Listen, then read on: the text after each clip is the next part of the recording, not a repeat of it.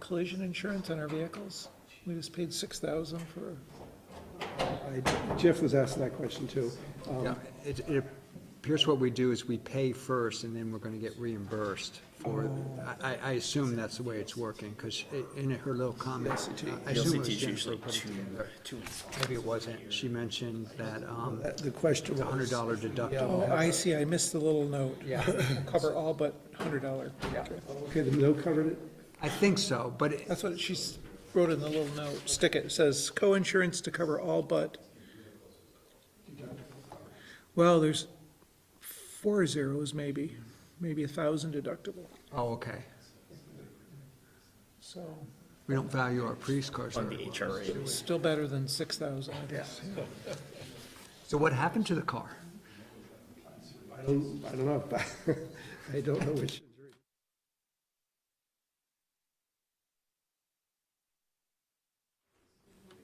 All right, Scott, it's 7. Ready?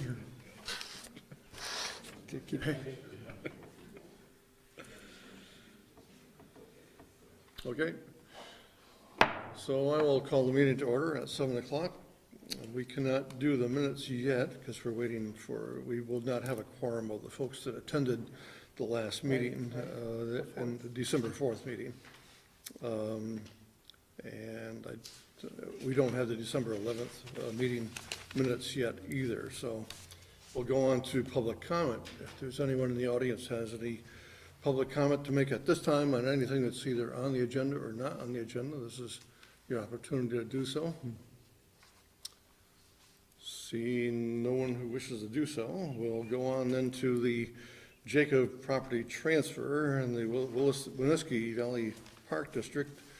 And Nick Warner, the executive director, is going to speak. We have John Nittler, our Williston representative as well, and perhaps, and I know that Melinda Scott is here as well. So perhaps Melinda can lead this off with just a general discussion of what we're at and we're going to hear tonight. Sure. So as you know, a 29-acre parcel of open space was donated to the town last year. And we have been contemplating the idea of having Winooski Valley Park District take that parcel and develop it into a public park as one of their portfolio, or in their portfolio of parks. And the Conservation Commission has heard from them on a number of occasions and has discussed this and is strongly in support of having the town transfer the parcel to the park district and having them use their resources to develop the parcel as an open space asset. Good. So, Nick, and would you like to proceed with your memo to us? Yes. The bottom line is we've done quite a bit of work on our end and with the Conservation Board in terms of, the due diligence. We did a natural resource inventory. There's obviously still issues around access to the site, whether we're going to be able to secure a place where people can park cars and access it, whether that's part of the management plan for the parcel. There's a lot of questions to be answered, but from a conservation standpoint, it rates very highly, and that's really the main filter that we go by, and the other filters that our board looks at, and we haven't made a final decision on this because I'll get into that in a minute, but we rate, can we manage the site? Is it realistic for us to do it? Does it fit our mission? Does it have the high enough conservation value? And it meets all those criteria, so the board is very supportive of us pursuing this project, which is all I've asked of them at this point. Obviously, it's been a conversation amongst a relatively few amount of people, so we feel pretty strongly that we'd love to have a robust public conversation about this, because we understand there could still be issues or reasons why this would be a good or not a good idea. So we're very open and enthusiastic about taking that on. So in consultation with Melinda and Eric from the Conservation Board, we talked a little bit about it, and I developed this memo sort of laying out a proposed process, which is also reflected in Rick's notes, suggesting a motion on doing a public hearing. And I think it's a public hearing. It's also putting things on our webpage. It's, talking to the media. It's a number of ways that, we want people to come back to us and express their opinions about it. And we just haven't done that process yet. So we feel pretty strongly that that needs to happen before we can go to the next level. But we're feeling pretty strongly that we understand that we could manage the site, that it fits our mission, and that it has high conservation value. In anticipation of us transferring the land to the Park District as well. Yeah. Okay. So, the board has questions? Go ahead, I'm just looking for my, Okay. my Two, notes. two basic questions. I apologize, I have not read this in the detail that I probably should have. So could you summarize the, I note in the memo, it talks about conservation values of this site are ranked in the top echelon. I'll do my best, although Okay. Remy Creetall on our staff wrote that and he's the author and did the deep dive, but it's a riparian property to start with. That means a lot of things in terms of vegetation and habitat directly adjacent to the Winooski River, something that we lean into and we value pretty highly. It is, from a recreational standpoint, it's also a very unique spot in that 3 neighborhoods are directly abutting it, which means we think right off the bat, if we put a developed trail in there, it's gonna get a lot of use. So that, there's 2 pieces to it. We also use a thing called BioFinder, which I suggest you check out online. It's the Agency of Natural Resources has a very sophisticated program where you can, it's a mapping program. You can go to a site and they have overlays that look at everything from rare and endangered species to wildlife corridors and, floodplains, wetlands, so on and so forth. And this site ranks very high. So, the shorthand, right away we looked at it, so yeah, this ranks high. And then Remy did a deeper dive, and it's an interesting report. Those natural resources attributes, if you will, Yes. are not going to be negatively impacted by the potential public use of the land, primarily, I assume, as walking type trails. That's at the core of our whole challenge.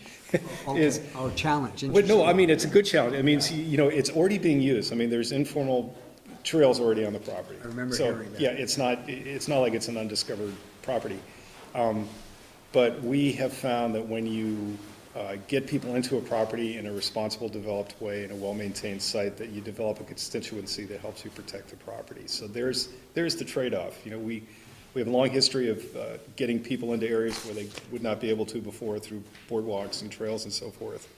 And the more people responsibly enjoy those sites, the more we get the calls saying, hey, someone, is hunting out there or, left a bicycle by the side of the trail. So there's the trade-off, and you really hit the nail on the head. Okay. It is not a site that is we do have portions of some of our properties where we just don't let people in.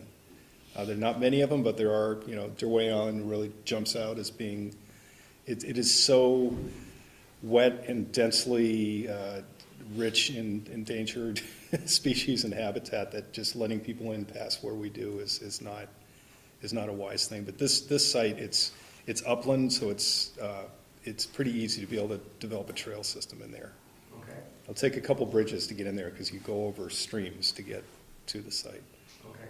Then my other question had to do with the, it's actually in your memo, Nick, where it talks about the reversionary, did I say that word right? Reversionary clause. Yeah, all of our properties at some level and in very different ways have some kind of, get out of jail free clause whereby if we don't perform or, we go belly up or there's some, major event that the town could take repossession or transfer to another like organization. Okay.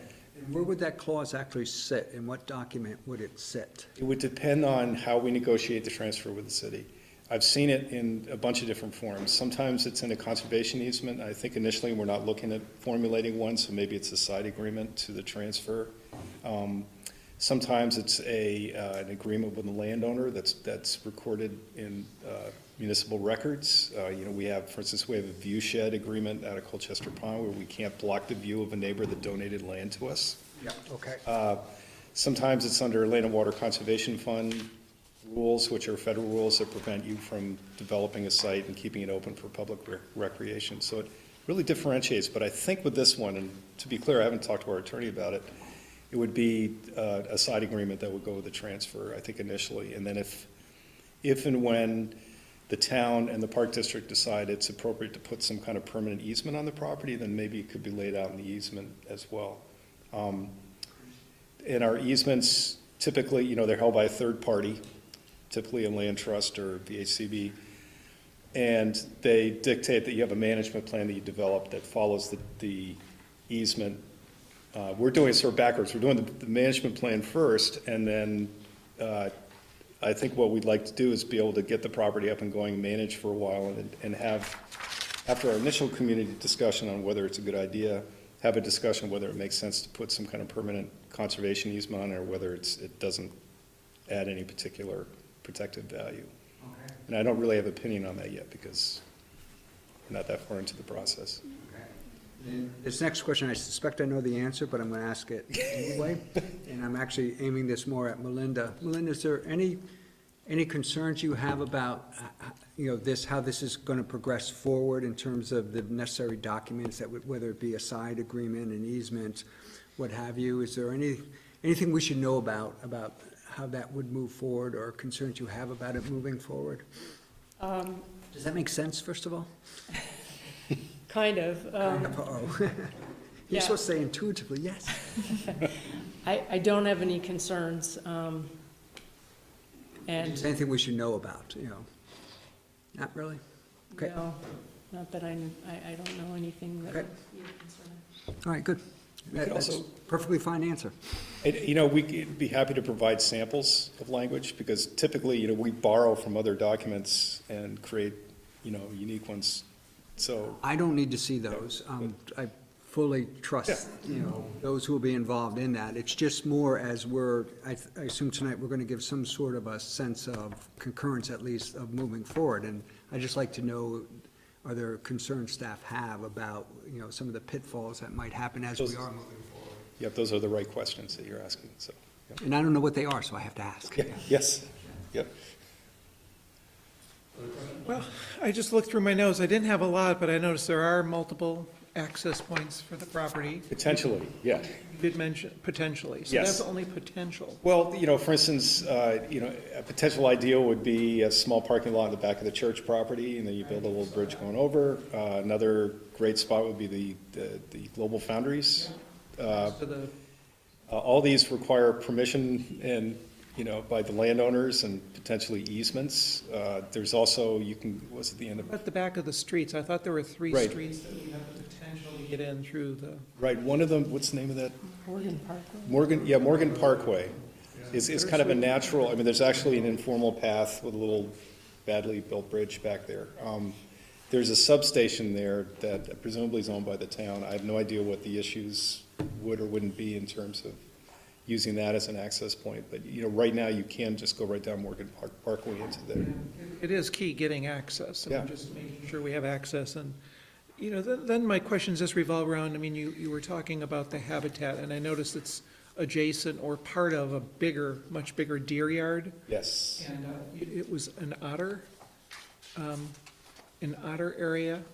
And then, so I assume whatever we do, it will be non-impactful to those. That's the whole idea. species. We want to make sure we don't Yes. remove even more habitat from poor animals. And then, the last thing was you mentioned a bunch of invasive species, and then how you would remove them. Yeah. So is that your team or your staff that would do that, or is it the town? It'd be a combination. It's a never-ending battle. And so, to be clear, we're not gonna be able to remove every bit of invasive, that, basically, it's, the entire understory of Vermont has, yeah. Most of that stuff is nasty. I Yeah. just removed a bunch in Heinsberg, and it is nasty stuff. But that is, I mean, the management of it would become our responsibility. A lot of that work we do with volunteer groups, with YCC, with, there are a lot of ways that we recruit people into it, because it's very time intensive. But that would be something you would plan? Yes, that would be our responsibility, yeah. Yeah, my biggest concern would be access again, just to make sure we have Yes. access. I assume, based on what you said, the neighborhoods, because they abut, they all have access. So at a minimum, we're gonna get a lot of use from those neighborhoods who probably don't have anything, right? There's already a neighbor who has a trail cut directly from their Yeah, backyard yeah, into, yeah. which is great, you have your own park. But, I mean, I'm glad you brought up access, because we're not comfortable taking title to this until we at least figure out, but we're not at a point where I can pick up the phone and have that conversation, because we're not far enough into the process. It's a little bit of a catch-22, so part of the reason we're here is not to ask you to rule on anything, but just to give us a sense of whether you're comfortable with us moving forward with the process. I think that's a good way of, The process it looked good. I mean, Melinda does a great job. She knows how to get this stuff done and get it through our board, so. Further questions?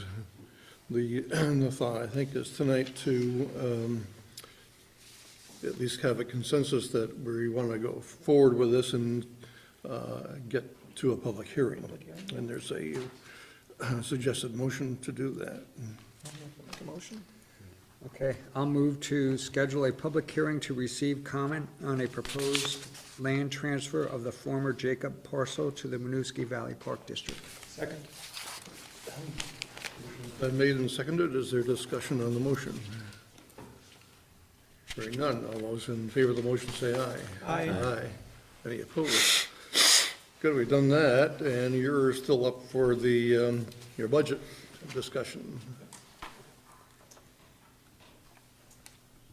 so presumably you guys have our request. It is more than we asked for last year. The good news is that we have, through our contracting work, which actually has expanded, we're doing some stuff with you guys now in some of your parks, but it's primarily with South Burlington and some with the city of Winooski. We've been able to expand our fee-for-service work, and so even though our budget increased by 6.4%, I think, we're asking the towns for anywhere from 4.5% to 5% increase for the next fiscal year. And we do, just to be clear, the last couple of fiscal years we were flat. And in retrospect, I would have liked to have asked for a percent each year just to make it a softer blow. In fact, that suggestion was made to me by the folks in Essex. But overall, I can tell you that relative to other organizations nationally that do this work, I think we're very much in the low end in terms of what we need to operate our park district. But I would welcome any questions. We provide a copy of the budget with all the line items and so forth. And most of the increase is personnel and cost of doing business. We did hire another hourly employee that we've kept year-round. In fact, it's Remy who did that natural resource inventory, but he runs our summer camp and our winter camp. He works on our crew, and he does contracting work. So he'd already been with us for 4 years, starting out as a college kid, and then an AmeriCorps, and then a crew member and a camp counselor. And so a little less than half of his time is being covered through entrepreneurial means. He's bringing in money as he works. So we felt, and he knows it's a bit of an experiment, but it's really worked well for us. Because we're a small organization, and he just knows how to get stuff done. So, the bottom line, I've had to simplify the increase in our costs, is we did add a person to our organization, but we've also increased our contracting, which is something we're going to keep ramping up incrementally over the next few years. there's a real unmet need that towns have to maintain their conservation areas. So we definitely have a niche that we could, if we had the resources and more equipment now, we could expand pretty substantially, but we're doing incrementally to make sure it fits our growth. Are you saying you went from 2 to 3 full-time? Well, actually, we had 3 full-time. There's myself, Lauren Chakotay, who is our programs director and business manager and, 12 other things. And then we have Tim Larned, who's been our longtime park manager, superintendent, actually, not park superintendent. And then we hired Remy Creetall last year, who is a full-time hourly employee. So we have 3 salaried employees and 1 hourly. Oh, I see, okay. And that's why is that why the budget went up 17% in Oh, did- salaries? Oh, no, primarily because we hired Remy. Yep. We also, well, that's also balanced with the fact that we've increased our programs, so we have a jump in Yeah, anytime. we also hire seasonal crew to help with, manage the parks, from like the spring through, the late fall. And then we also hire several camp counselors to help run our summer camp programs, for 8 weeks in the summer. And then we have an AmeriCorps environmental educator that serves through the Vermont Housing and Conservation Board, and we contribute to part of their, living stipend, and they serve with us for an 11-month term, and they do our after-school programs and our summer, help with our summer camp as well. So we increased, the salaries because of adding on Remy as the additional full-time, year-round employee, but then also as our camps expand, we need to hire more people to help cover those. And those other things must be under, I'm assuming they're under staff salaries temporary, or? Yes, yeah, probably Those under would be the the hour? temporary. Okay. Yes. Yeah, those Yep. would be the hourly part-time, yeah. Okay. Those didn't go up much at all. I mean, those went up 1.7%. It's, it's primarily Remy. Yeah. Yeah, primarily. Staff salary. Are the temporary workers, do they have any benefits? No, no health benefits, but, we give them days off and, they're certainly under workers' comp and all that, but they're not benefits, no. So the benefits are for just the 4, Yes, 3 months out, yep, yep, 3, and then Remy? yep, Is it- yep. So I presume that every municipality's been asked to go up, based on the Yes. formula you've got here. Yes, And ours, I think, has gone up like $2,000, roughly. 1,951, yeah, yeah, I knew you'd ask, so I had it written down. Which isn't too bad. And looking at in your projected budget, the real increase is the salaries, everything else has sort of either been supposed to be in this level funded or gone down.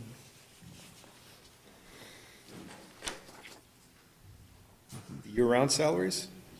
Yeah, I was thinking more of all the rest of the expenses that you have on Yes, the page. yes. They look like most of them have decreased at least a little bit, so. You plan for the worst and hope for the best. No, I'm not being flip, but we've been able to, we try to reduce costs at every, at every turn. We've been able to, based on the history over the last few years, we've been able to knock down some costs in a lot of areas. You're right, I just noticed it looks like every line item except for salaries went down. Yeah, a little bit.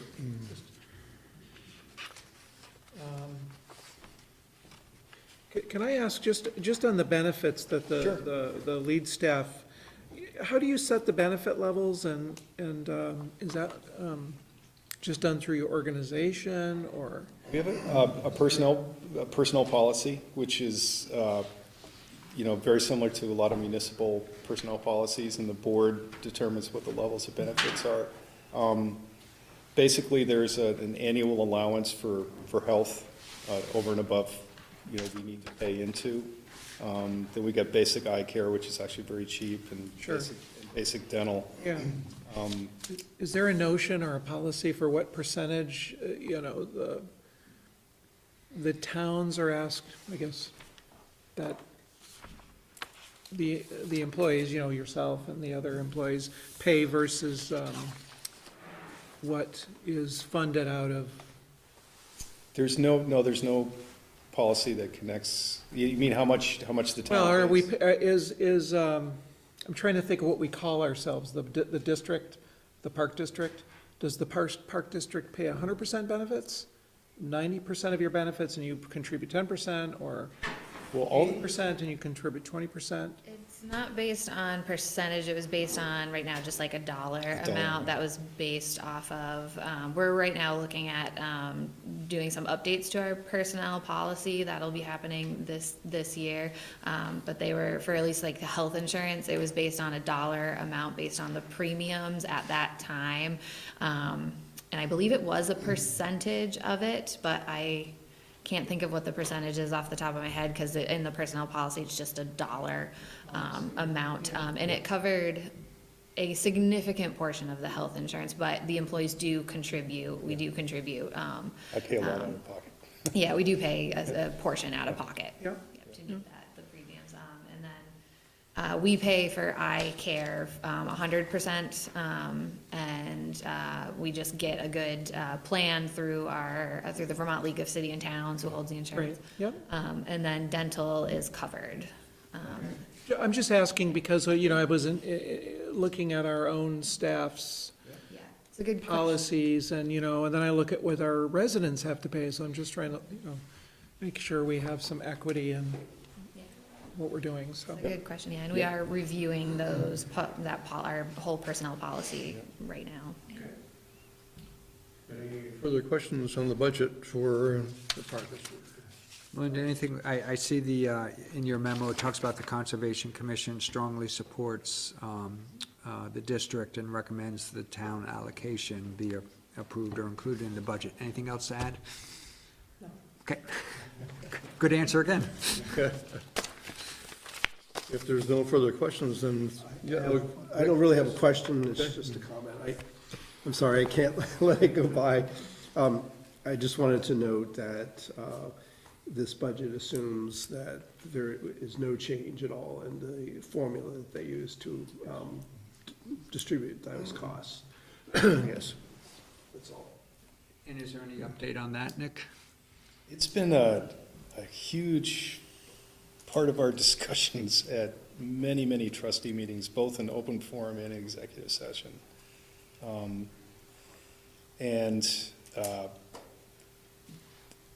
It's unique, it is unique to Williston that there are issues that have been expressed, but we also have always totally respected the point of view that the equalized grand list is a difficult measure to conceptualize and use, but the concept of it is to have relative affordability between towns, and that's the attempt that we've tried to do with the formula.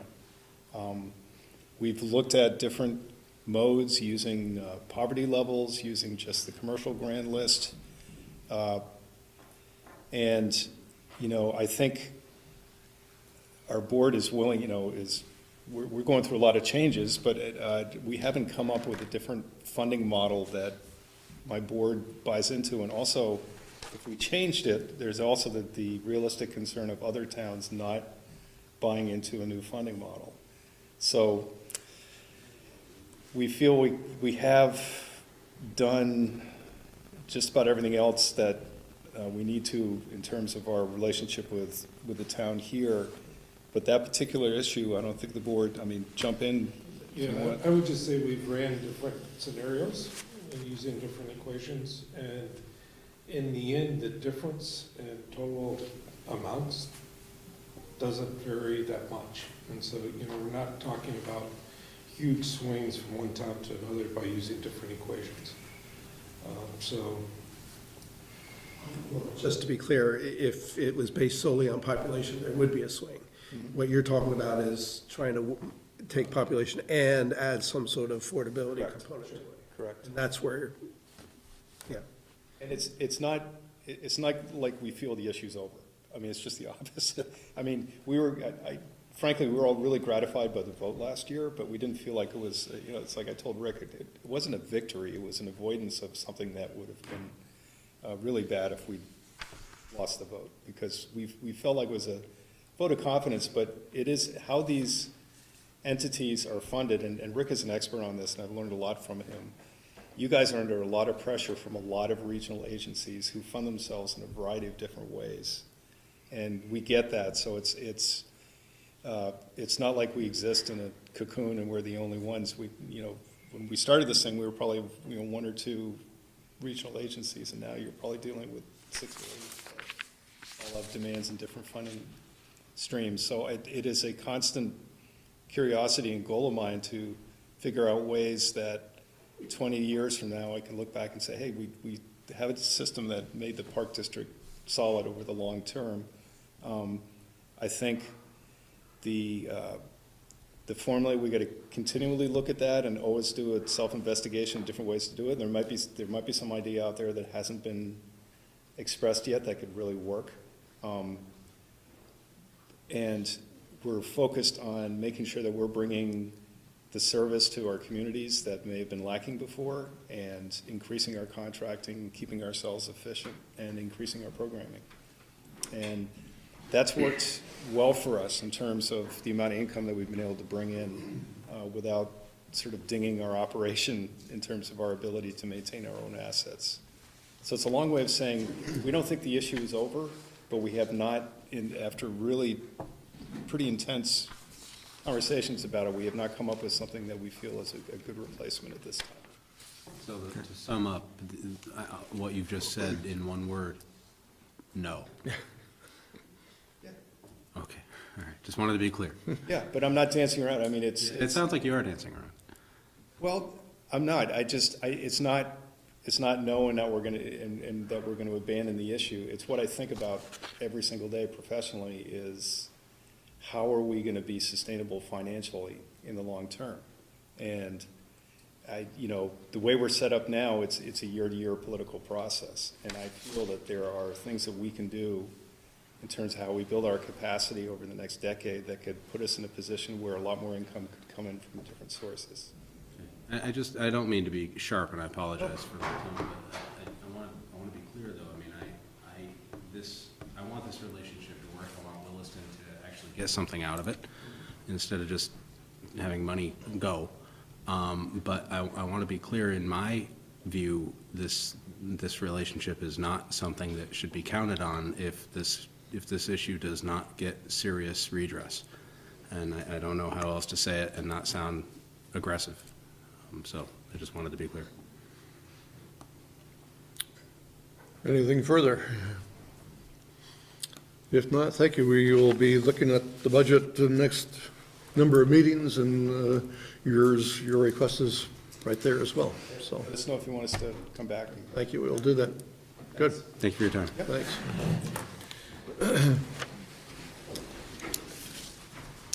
So let's go back, now that we have a quorum of the folks that were here for the minutes on December 4th. Is there a motion to approve the minutes of December 4th, 2018? Motion to approve, subject to modification. Is there a second? Oh, I'll second, sorry. Page 1.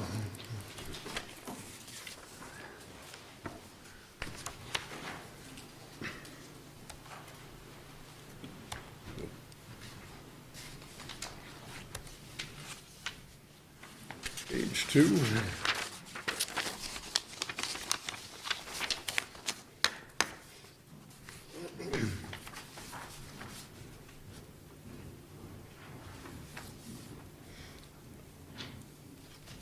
Question under the budget review, the next to last bullet, it talks about projected 3 million plus to be raised by taxes for an estimated tax rate of 0.2724 per 100,000. Isn't that per 100? That same thing in the following sentence, 2625. Wouldn't that be interesting? Thank you for catching that.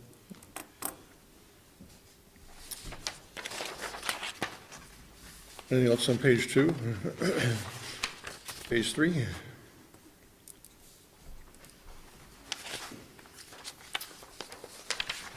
Hearing no other corrections, all those in favor of approving the minutes of December 4th, 2018, say aye. Aye. Aye, opposed, and one abstention, Terry? Yep. We're running a little bit early, but perhaps we can go on then to the sidewalk winter maintenance requests. And Bruce, I presume you're presenting this?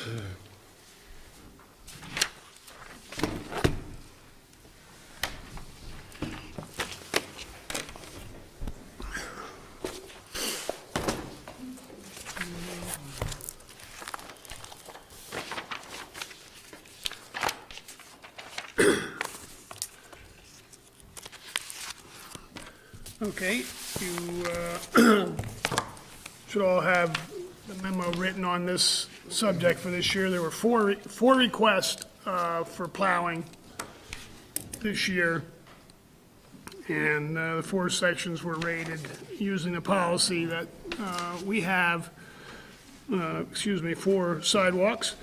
The first section is a section along Stillwater Lane that's owned by the town. This is the end of Stillwater Lane that we do own, which is between Talcott Road and Zephyr Road at this point. It's a section we built a few years ago to make that connection through there. So that's the one section. We didn't talk about that last year because it wasn't made until after we did this, but I've gotten 2 requests from the same person for that area, for that little section. And that link, I would say, should be included in our plowing of our sidewalks next year when we take over Zephyr, which we already decided we were going to plow. But Zephyr didn't end up getting the top put on it before this winter. So they're still maintaining the path through Zephyr Road that goes from Route 2 to 2A at this point. But next year, we will be maintaining that. And this section would make the connection from Zephyr over to Talcott. And Talcott's part of the area we plow already also. So it would just make the connection between those two. The next request, and these are in no particular order, I'm sorry. These are in no particular order. The next request is from Meadow Run and Whitewater Circle Homeowners Association. The section only really meets 2 of the criteria in our, from our policy. And at this point,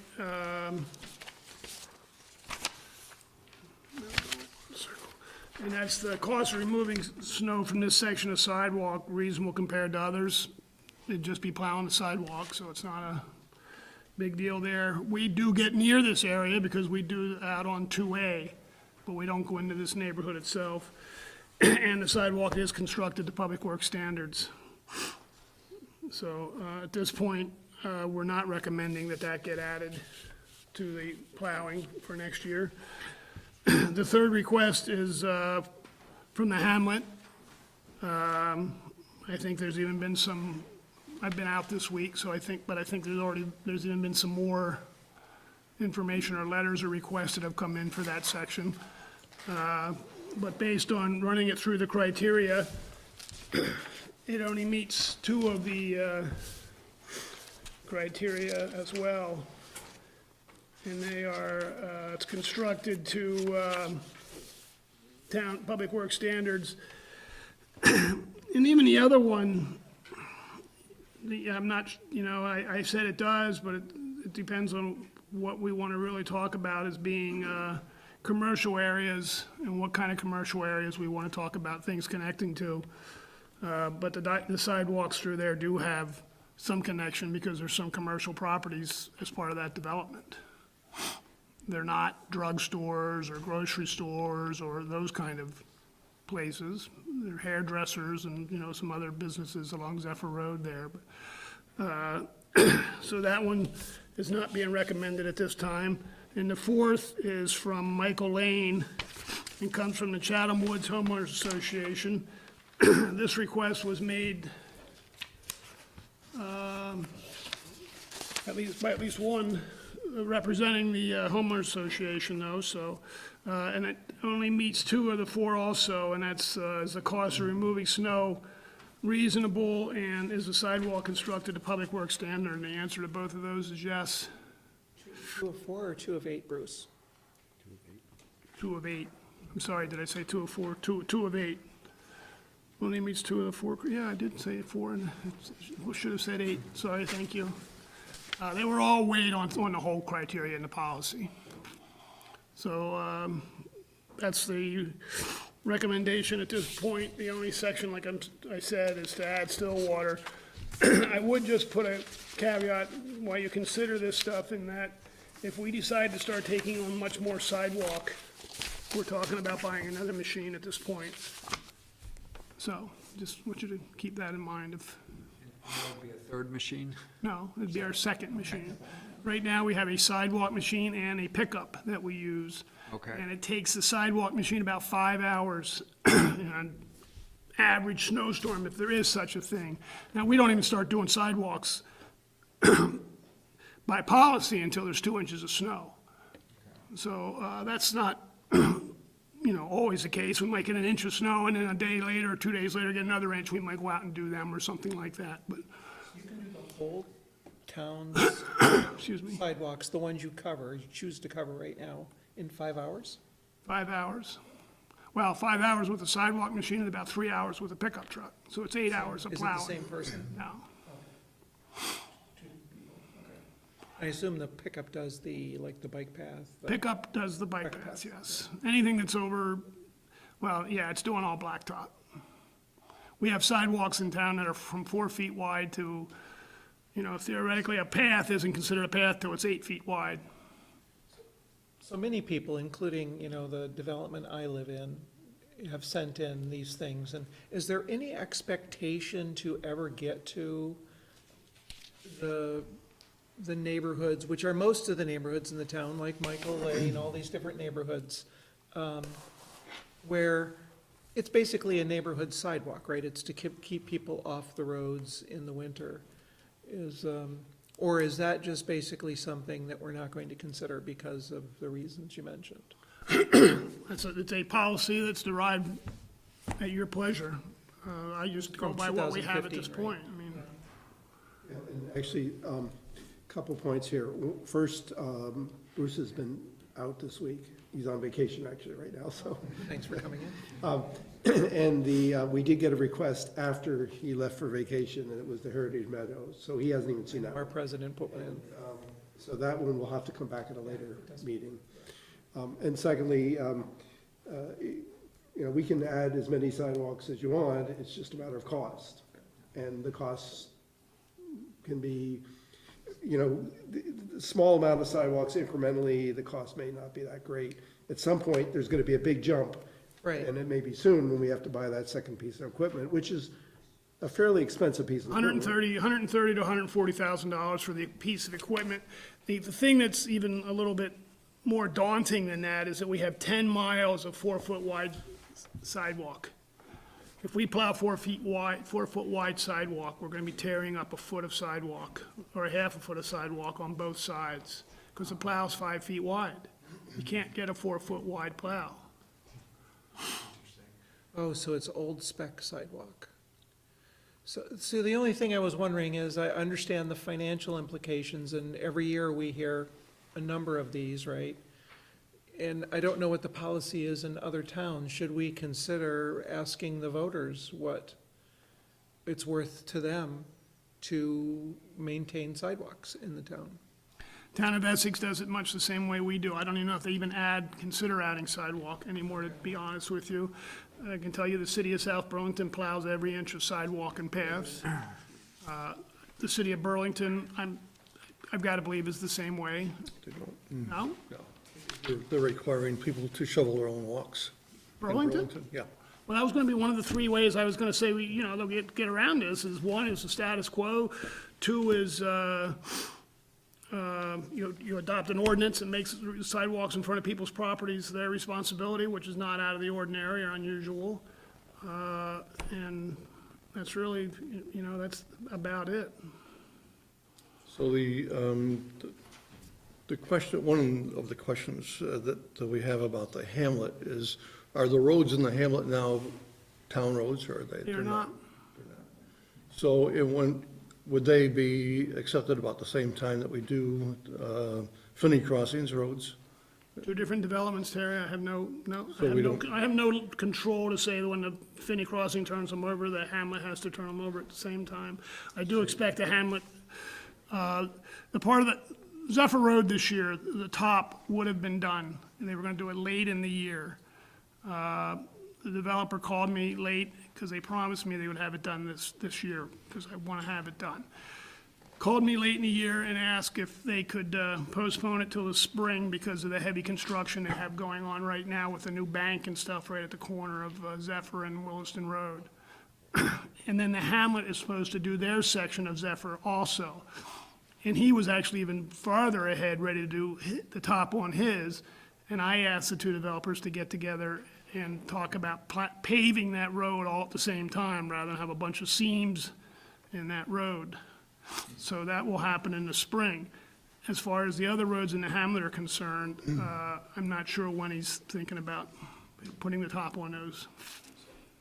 Is there any interest in looking at what it would cost to plow all the sidewalks and asking the voters whether they would be interested? Well, that's a different discussion for a different time, I think. Is it? I believe that we would need to get a lot of information about cost, and then. Right, but we'd have to kick off looking at it first, right? What it would take to do the I rest. think that the board would need to do that, but I think that's a discussion for a different night. We have plenty to talk about tonight, as far Yeah, I as wouldn't that. expect we would talk about it tonight, but right. just, is there any interest, or should we just let it? Don't know yet, yeah. Okay. I wouldn't mind understanding what the cost was. Yeah, and I think Yeah.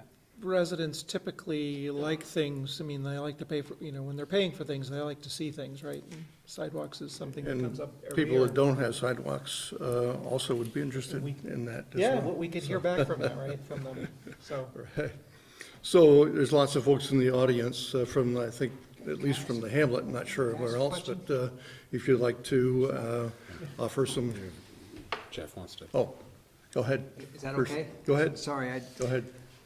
Bruce, the one thing I picked up on, or a couple things I picked up on, if you don't mind, is everybody scored pretty much in the first criteria, the one about removing snow is reasonable compared to the other sections, except for the hamlet. And then everybody also scored with the sidewalk constructed to current public work standards.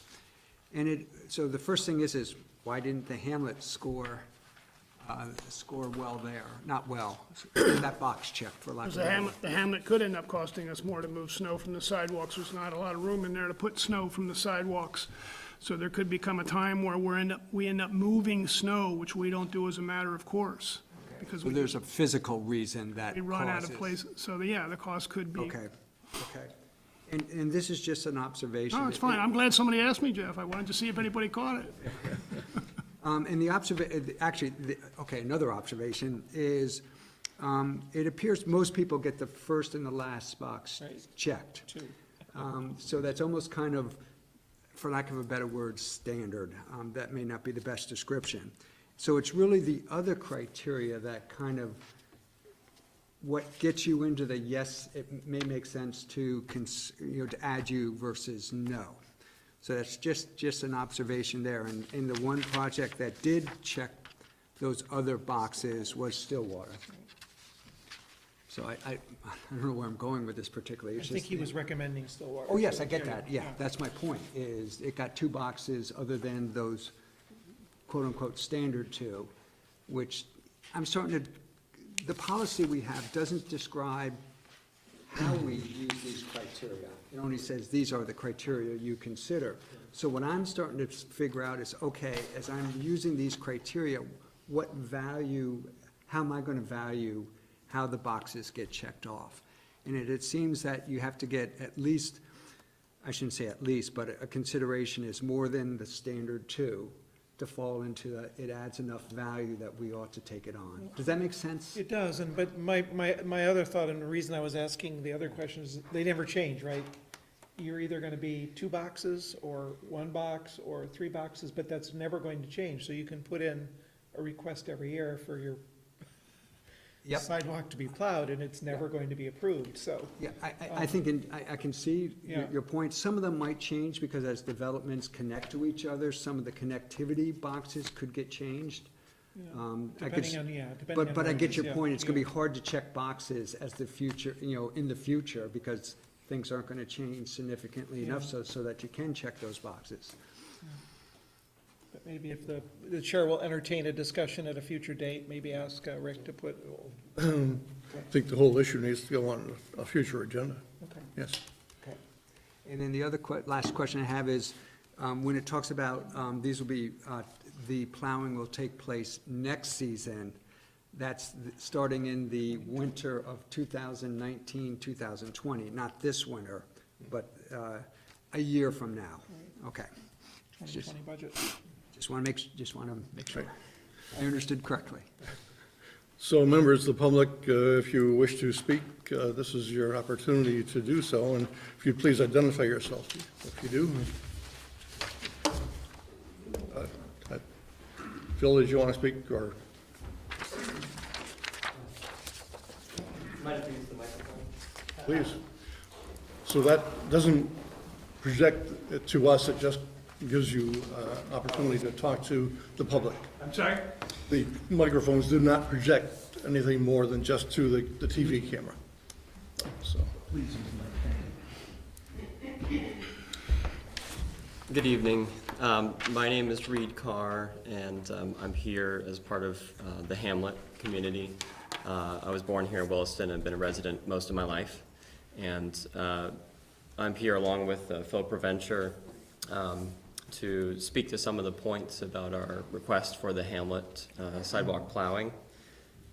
And I'd first like to take a moment to look at the criteria. There are a couple criteria that were not checked that we had some questions about or comments about. So with respect to reasonableness of cost, I was interested to hear that where to put the snow is an issue. That was not something that we were aware of.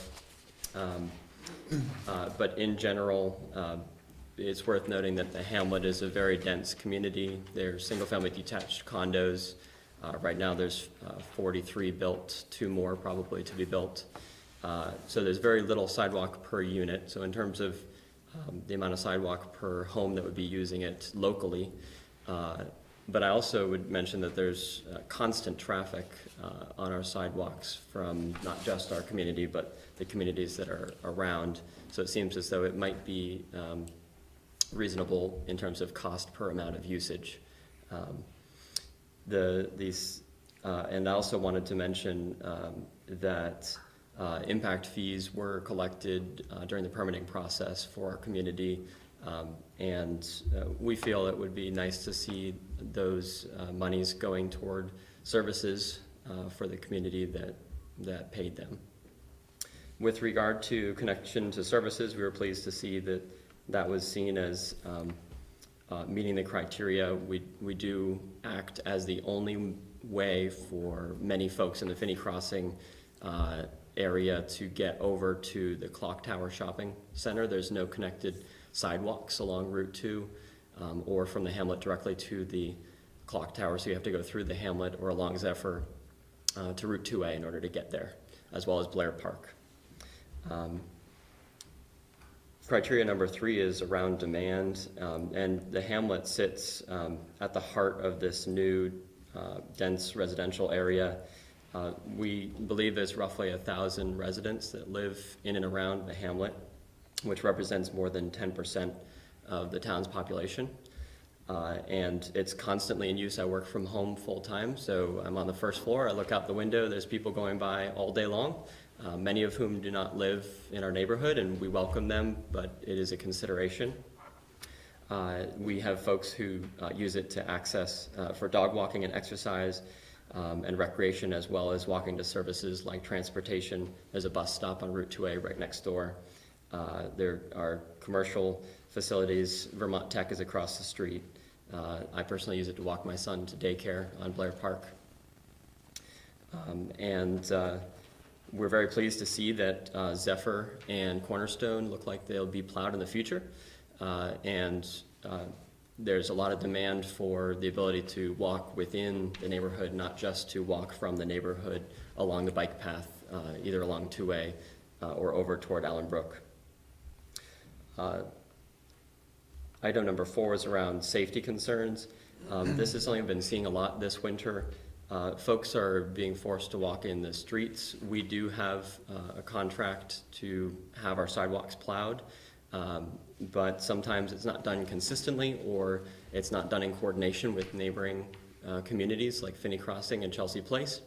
So what ends up happening is sometimes there's snow left blocking access from one neighborhood into another, or one neighborhood is plowed and one is not yet plowed.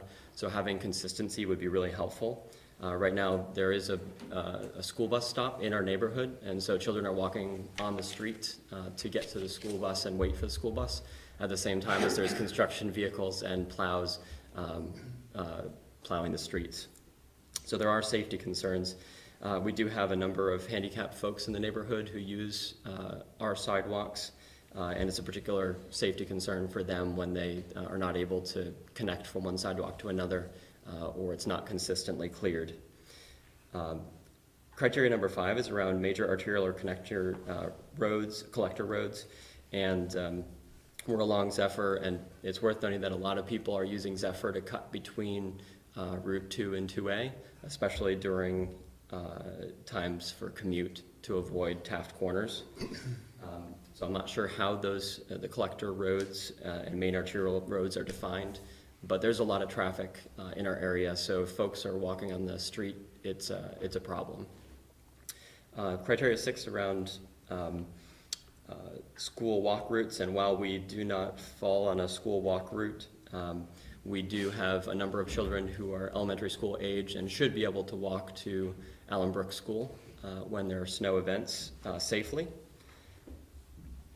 Number 7 is around designated recreation loops, and while we don't believe we fall on a recreation loop or designated recreation path, we do abut against the Zephyr Road path, and eventually that will mean that our sidewalks are a connection for folks to get onto the bike path that will connect to Essex Junction along 2A and also into the center of Williston.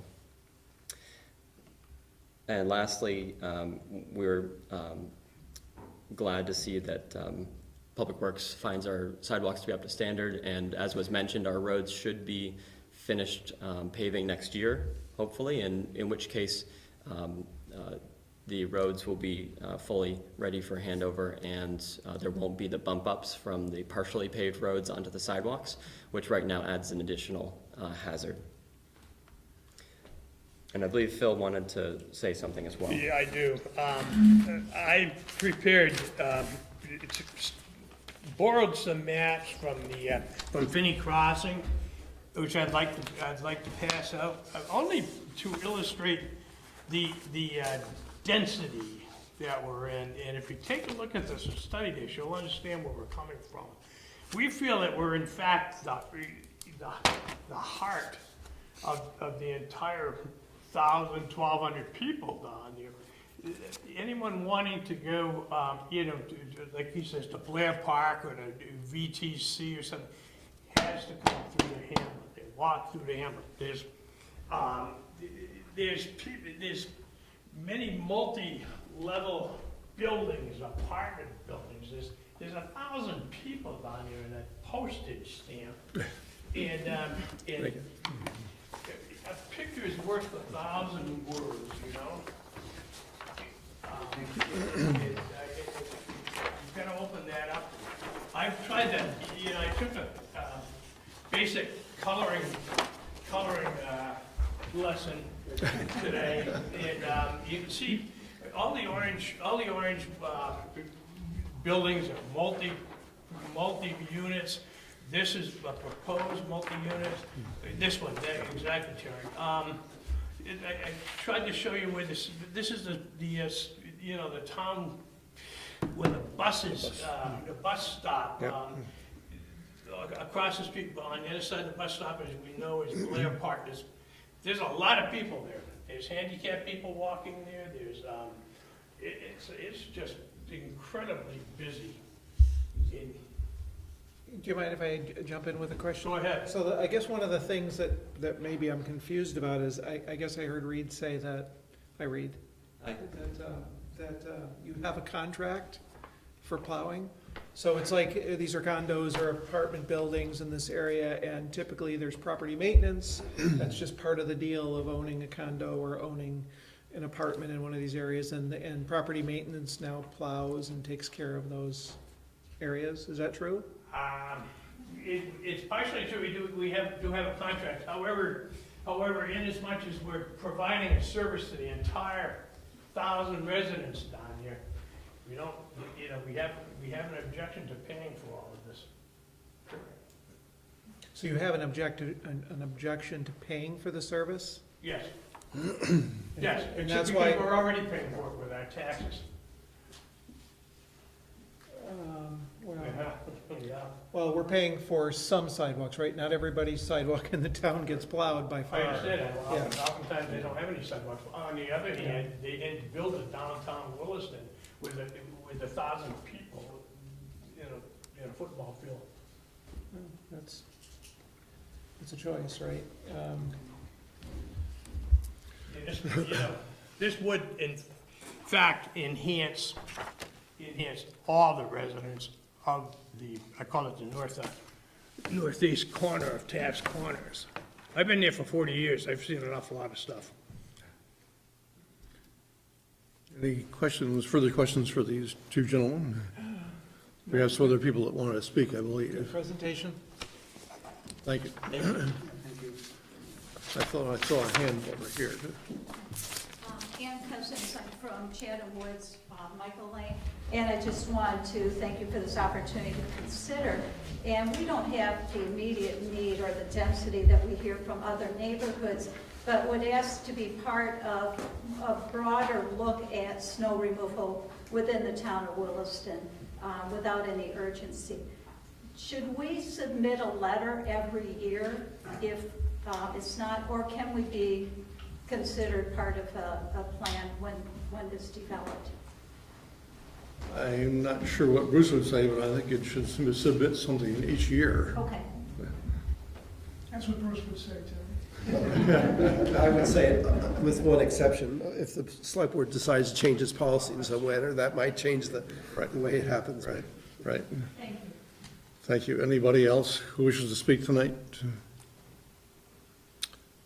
If not, then the one request that the Public Works Director has said is to approve the one for Stillwater Lane.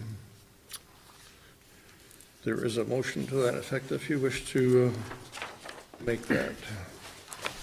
So that we can start discussion, I'd move to amend the sidewalk winter maintenance policy, attachment 1, to include the section of Stillwater Lane between Zephyr Road and Talcott Road. Second? Is there discussion on the motion? If not, well. No, I'm sorry, I'm not, I do. Okay. I'm struggling a bit here. And not with the one that we've made the motion on, the other three. And it's that question of, do they get far enough? And I just want to let you know I'm struggling with that, to get them included. I would only say, if I could add to that. Sure, please If we're do. gonna add those, we have to consider the rest of the town too. The rest of the unplowed sidewalks, because for the most part, they're within the same policy approval scope. So if we're gonna pick a few because they've come in here, we should consider the rest. If, in other words, if they're not meeting the bar that Bruce has set, the most urgent, then. That Bruce is recommending. That, and we can, Bruce does and we accept can change that policy, right? So, Yeah. which is what I recommend we look at least look at the cost and, but again, That's a subject for, yeah, a different, I mean, I'm not disagreeing, I agree, it's just, tonight I have one that I could vote for.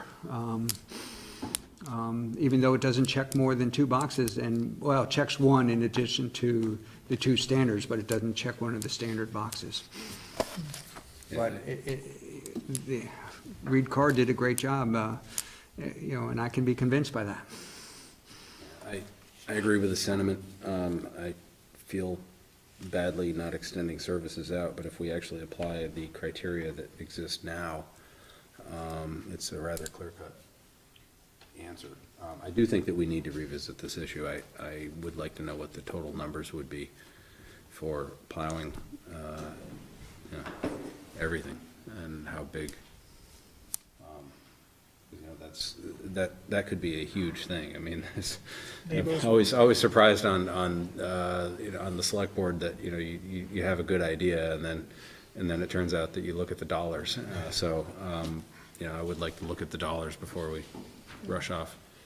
Otherwise, we're inconsistent. We're applying inconsistent policy, which isn't fair to the residents, so.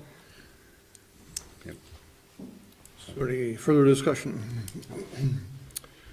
If not, all those in favor of the motion say aye. Aye. Any opposed? No abstentions. So we've done this for tonight. We anticipate sometime in the next perhaps couple of months to be taking a look at the policy and looking at the cost of doing the sidewalks in particular places as well as the whole town. So, Could we volunteer to perhaps work with the town?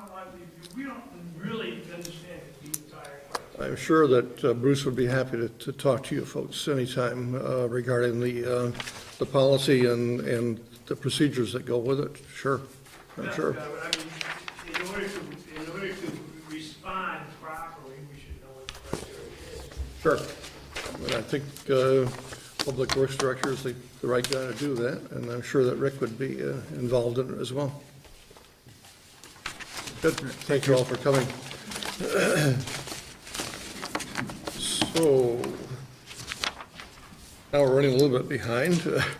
So let's go to the bylaw amendment on growth management, and Matt Belanger is here. I was worried about the length of time. Yeah, why they pay us the big bucks, though. I should tell you sometime about the decrease in pay. I did. That must have been Ted. It was during the Great Recession. Yep, Ted, it the was. way he dresses, you know. Yep. Hey, Matt. Evening. Evening, Matt. So I'll just start off by mentioning there's actually two chapters of the bylaw up for amendment tonight. One of them is a very large amendment, and one of them is just about as small as amendments get. The smaller one is the addition of one more allowed use to Industrial West. This was a request, a citizen request that came to the Planning Commission, and would add a financial services, non-retail financial services use to the list of allowed uses in the industrial district, where a number of other technical service and accounting uses are already allowed. The Planning Commission's position on this one was they didn't see any problem with it. They felt they could support it, but didn't want to make it its own item subject to its own full and complete noticing and hearing process, but would rather co-locate it with something else that we were spending some more time on. So I just wanted to be clear that we had that as well. And that's sort of probably the easier one to introduce and dispose of. I think I've probably done that just now.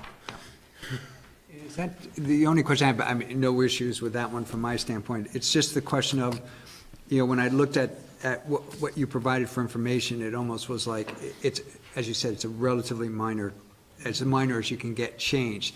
Would form-based zoning sort of get rid of those types of questions? And it seems to me what happened here is it's almost like an oversight not to include it. And does form-based zoning sort of get rid of the potential to have these oversights, you know, where you just not forgot isn't the right word, you didn't realize you should add a specific SIC code, or I guess there's a new acronym for it, it's not SIC anymore, but. Yeah, NAICS now, North American Industry Class. Thank you. So your question, you know, would having a form-based code do away with some of these complications related to the peculiarities of particular use categories? And the answer is that it certainly could. Very briefly, a form-based code is the idea that you regulate how sites are developed, where buildings are placed, what the buildings look like. A good example of form-based code is any building you see going up in City Center, South Burlington right now. You're seeing entire four-story buildings there that were approved administratively without a DRB hearing, but under a very, very prescriptive code of what buildings have to look like and include and how they have to be situated on their site. So form-based code emphasizes form and either does away with or de-emphasizes use to a large degree. I would offer up another alternative, which is simply a simplification of the way the town's bylaws deal with use. Really great advice actually coming from the South Burlington Planning Director. He has sort of 6 easy steps to simplifying your zoning bylaw, and it's a little presentation Paul does. And he says, really take a look at your uses in your zoning code and just name the ones you really don't want in a particular part of town. So for example, in a purely residential zone, you say, well, we really don't want anything other than residential, and in Williston's case, childcare. But in the industrial zoning district, you might say something like, really anything can go here as long as it meets the form, but we don't want specialty retail because we really want that somewhere else, something like that. So you can make your categories much more general. Sometimes NAICS provides a false sense of precision because there's these big six-digit numbers attached to everything. That's a project for another day. Until we do something much more global like that, we're kind of stuck with occasionally running into, gee, that makes sense there, but it's not quite the right code number, and that's where requests like that come from. Okay, good, thank you. And then just add a form-based code, it's mainly what the building looks like, and so you could like have a 4-story rendering plant or a slaughterhouse, and If as it long as didn't- it's 4 stories. If it didn't make any dust and it had appropriate glazing and, oftentimes the way you deal with those is you have places in your form-based code where there's no outdoor storage or outdoor loading or yarding areas allowed, for example. Your more urban districts will have lot coverage requirements that you just wouldn't be able to do that sort of thing there. But it can be a bit of a leap of faith sometimes that, you're taking away some of that use regulation and just looking at form. One way Williston has anticipated in its comprehensive plan, looking at form-based code, is to look at it for the growth center. And you could keep all of those allowed and not allowed uses underneath it, at least at the outset, and say, so here's all of what you can and cannot do in this district, but if you come here, here's what we want the building to look like. And you can do form-based code and still regulate use underneath it. Certain purist consulting firms won't work with you on that. They're true believers that if you do form, that's all you got to have. There are other firms that are happy to work on hybrid codes. And different Chittenden County communities have fallen along that spectrum as they've moved to form-based code. Thanks. So like I said, that was a relatively easy one. I know that I was on the agenda for 15 minutes tonight, so I'm going to try to summarize and leave lots of room for questions here in this introduction to amendments to growth management. The first thing I would say is this is the culmination of about 14 months of public process with the Planning Commission, including 2 large public input sessions, a series of work sessions, and several public hearings ending in November of this year related to these amendments. Little bit of background, since about 1990, Williston has regulated the pace of residential growth in terms of, on average, how many new dwelling units can be created per year in town.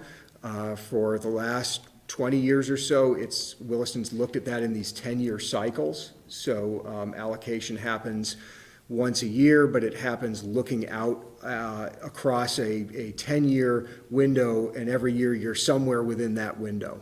And the other part of allocation is it went from a very simple system of how many dwelling units per year are we going to have new in town to geographically segregating them and saying, well, we want most of the new dwelling units to happen in the growth center and some of them in the rest of the sewer service area and a few of them out in the ag rural part of town. And then evolved even from there to say, well, if we're going to let new development build, we're going to make it competitive, and new projects will need to offer up certain attributes and compete with one another for that limited supply of allocation. So we have a system now that constrains the number of new units per year that can be built in town. It's competitive, and it incentivizes things that are not often otherwise required by the zoning bylaw. Things like energy efficiency, affordable housing, neighborhood design and connectivity, et cetera. So that's the system we're starting with. And there's some things about that system that have been fairly problematic. One is that when you say, well, you can't build a unit until this date, but we don't want you to just sort of have the right to build that unit forever and ever, you deal with elements of expiration. And in a down economy, suddenly you have projects that are partially expired, developments that are stalled out related to that. That can be really difficult. Keeping track of the whole system is difficult. Because the town has adopted allocation in these 10-year blocks, where a project comes in that 10-year cycle, you can start with a very uncompetitive project in year 1 of 10, but there's sort of this fairly wide open allocation out in front of it, and the same project in year 9 of 10 can't even get out of the starting blocks because everything's been given away and it's competing with lots more. Or you can have a project that comes in somewhere in the cycle and there's nobody else looking for units, and so it gets allocation, and you can have the same project with 5 competitors another year, and it doesn't get to move forward. So as much as you'd like to think that it's, it's consistent and the goodness of a project always equates a certain amount of allocation, we can see some problems in the system where it doesn't really work that way. Once a project gets allocation and it has a certain number of units a year it can build, that can start to look like an awfully long time frame for the build out of a project, and we've received that comment related to some of the newer developments coming through town. Someone will say, well, you mean that the allocation for this project is stretched out over an 8-year time period? I'm going to have a construction site in my backyard for 8 years, and it's because of this system, or at least there's a perception that it's because of this system. So those are just a few of the challenges that the Planning Commission wanted to address based on this system. And I would say that this process started from a very open-ended perspective. We're the only town in the state that does anything like this for residential development. This is an additional step in subdivision that nobody else does. It has served the town well in achieving a lot of its goals, but we put it on the table, should the town continue to do this? Should the town continue to do this across the whole town, or should we not do it in the growth center anymore where we're saying we want to grow? The answer through public input and with the Planning Commission was yes, we still want to have some kind of a town-wide growth management system. Yes, we still want to have a geographic distribution of units that focuses into the growth center. Yes, we still want to incentivize things that we either don't or don't think we can quite get away with requiring of all development. But there's certain kinds of development that are so important to the town that we really don't want them to be restricted by this system anymore. We don't want to make people get allocation if they're building dwelling units that are at 80% of the median income or below affordable. That's the type of development that we've gotten almost none of in Williston, despite our efforts to incentivize it here. We also think that there might be certain really, really terrific projects that bring so much to the town that they shouldn't have to be part of the growth management system or the 80 unit per year growth target.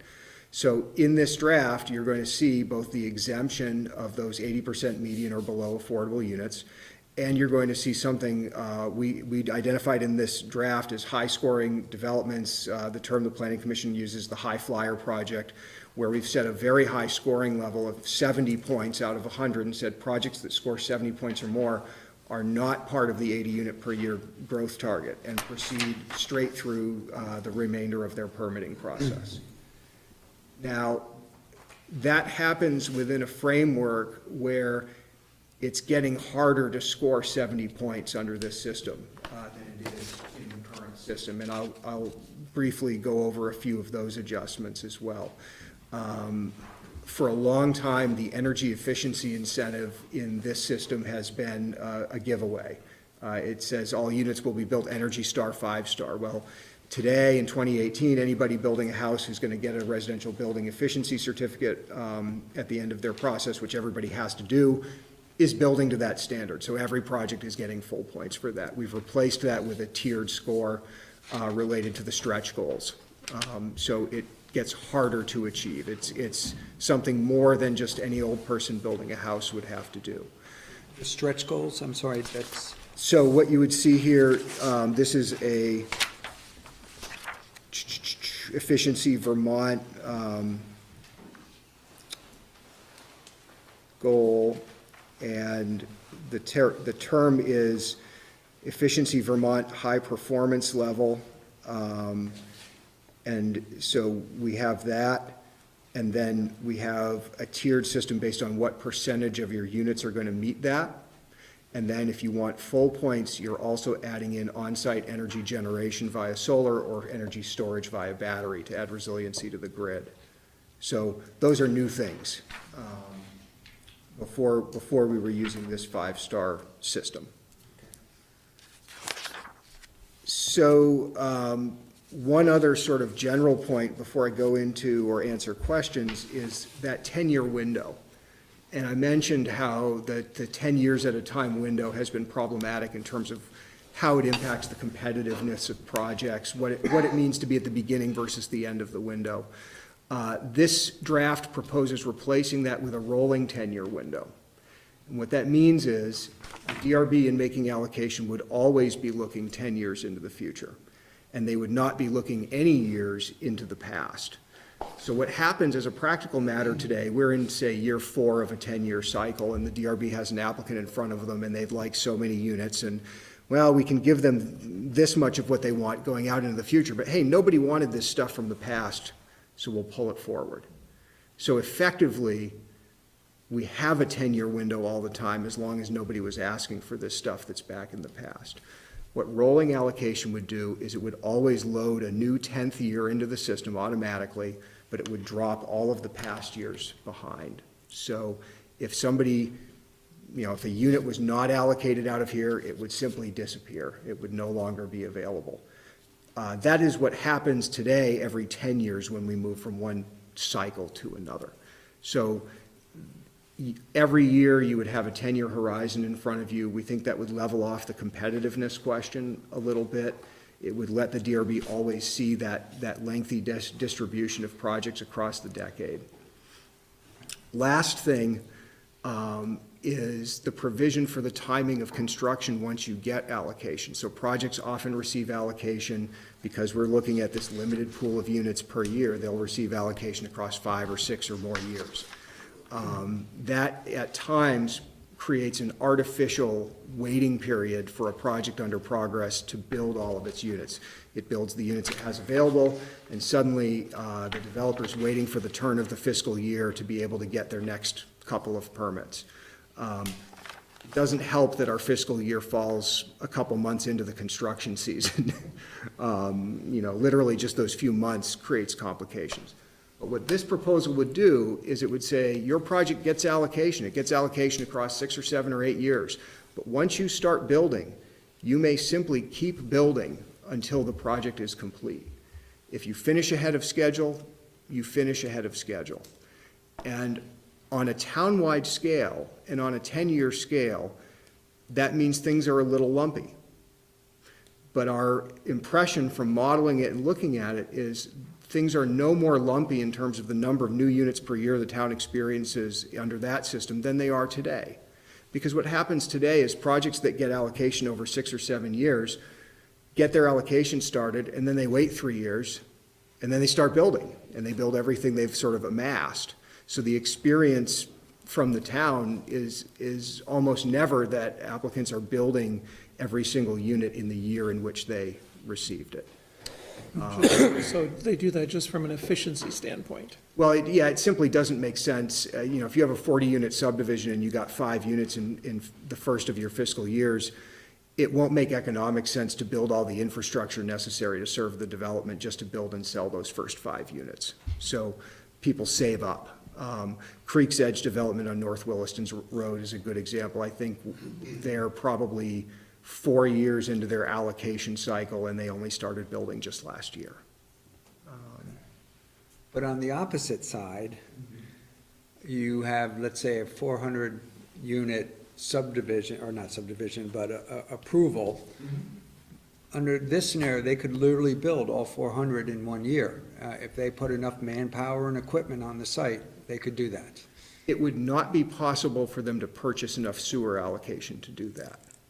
Okay. So this system adds some flexibility, but sewer allocation and attachment A remain a backstop. In fact, they become possibly a little more important of a backstop than they are today. So, you know, we looked at a couple of scenarios like that. You know, what if somebody proposed a Finney crossing and then they built it all in 1 year? And some reality checks on that. In the market we're in, we don't think that there are developers capable of that kind of capacity. We don't think the market's capable of absorbing that kind of a build-out. But most importantly, in our growth center where we would have big projects like that, there's not another piece of land like the piece of land that Finney Crossing's being built on. So there's still significant development capability in the growth center. There's a lot of infill residential capability in the growth center, but it's 20 and 30 and 50 unit buildings on single parcels. It's not another Finney, it's not even another Cottonwood at this point. So based on the capability of the market, the capability of the development community, the capability of the land, and that backstop of, at some point, you're gonna run out of sewer allocation to sell every year, we think means that it's not unlimited. And the other part is, if somebody came in and they got allocation out across 10 years for 400 units and they built 400 units, well, now you've got 400 units and you're not gonna get one single one more for 10 years. And effectively, something kind of like that's happening already. So Finney Crossing was the same way. There were fiscal year after year after year when they had allocation and didn't build it, and then when there was enough to get going, you get that launch. In their case, that launch was a 55-unit building was the first building that went in. I hope it's okay to ask what I consider my two big questions right now is, you referred to back in 1990 when we first implemented growth management, and if I remember correctly, it was over concerns about how the residential growth was impacting our schools and impacting our ability to provide services, primarily things like police and fire. We know the school situation has changed drastically. Drastically maybe is not a great word. Changed. There was a time in which we had temporary classrooms. There was a time in which we anticipated building the mirror image to the central school. I don't hear any talk either bringing back temporary classrooms or building that mirror image of the school. So I guess my question is has the issue of impacts of residential growth on the town fundamentally changed from when growth allocation was first put into place? And is there a quick answer? Probably not, to why that is. So yes, I think the fundamental situation has changed. The town has a different level of facilities. The demographic mix has changed in the state and even in the county such that the school population issue is not as much of a concern. In fact, I think at some point even Chittenden County will find itself shoveling against the demographic tide of that aging population. And having, a variety of housing types will help places like Williston, weather that.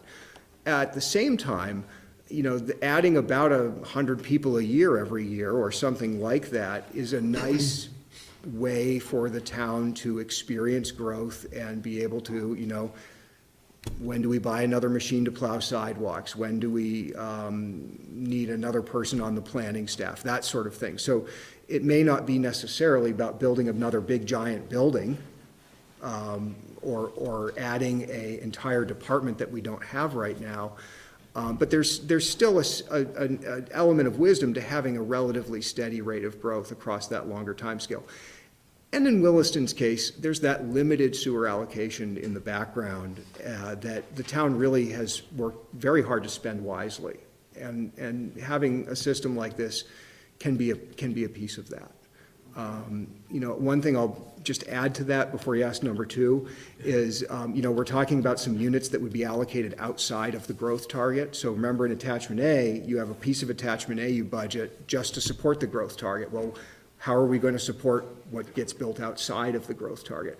Well, affordable, you often have a line item in attachment A to be able to support some construction of affordable.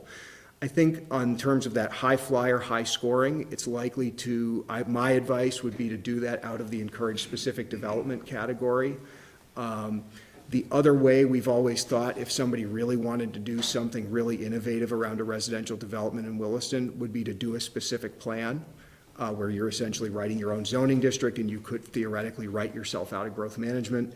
This kind of just takes that idea and just lays it down and makes it part of the normal course of development review and says, here's, if you want to build something really, really great, well, here's what we think that would have to include and what that would look like. And I would recommend supporting that with some allocation in the encouraged specific development. And also what that means is you as the select board get the ultimate up-down on, or the yes-no, on that really cool, interesting, high-flyer development at the end of the day. And that's a good thing? I think so. I think so because it's a big step outside of this sort of long-used and carefully considered growth target tool. But, you know, at least for now, you know, there might come a point where you say, you know, we don't really want to be the last say on whether a development is built or not. But in truth, by dealing with sewer allocation the way you do, sometimes you are. My point about that was more along the lines of growth should happen because it makes sense from the town, from a, you know, sort of a planning, you know, compliance with the town comprehensive plan goals. And sewer should be there to support it, not in any way to limit it or to encourage it. So I like it when sewer allocation is totally separate from the decisions about whether a project scores enough points to move ahead or not. I think it would be better if it was a policy decision at attachment A to say, you know, we're going to set some allocation aside in case we want to support one of these projects, and then to honor the DRB scoring of the project and say, well, the folks we appointed to vet this think it's good and think it's in line with the comp plan goals.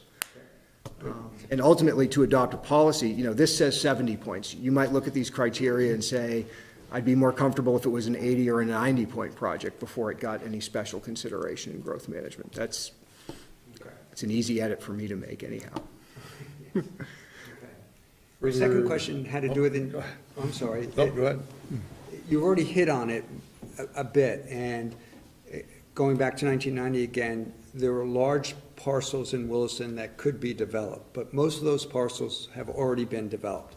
The build-out that's still available to be built out, you know, what's still available is much diminished compared to what it was. And I'm just trying to get a sense what your opinion is. How has that changed in what's left, what could be built out, or diminishing of what could be built out? How does that affect how we should be moving forward with our bylaws, or be changing our bylaws? Well, I think what's left should always inform that conversation. Two pieces of advice there. One being that I think the salvation of, or the realization of the town's vision of a design-conscious, pedestrian-friendly downtown at Taft Corners lies in residential infill, because I think that's where the demand will be.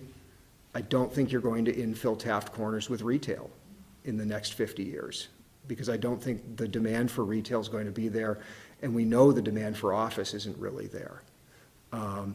And residential infill is great because it means there's people there, and it becomes a quote-unquote real place where there's people walking around. We're starting to see that in the relationship between Finney Crossing and Maple Tree Place, and I'd encourage anybody to go down there at 8:30 on a Wednesday night in the summer and watch people walk between the two places. It's really terrific. So that's sort of, I think, number one. I think number two is to have a really careful, informed discussion about residential development in the other sewer service area.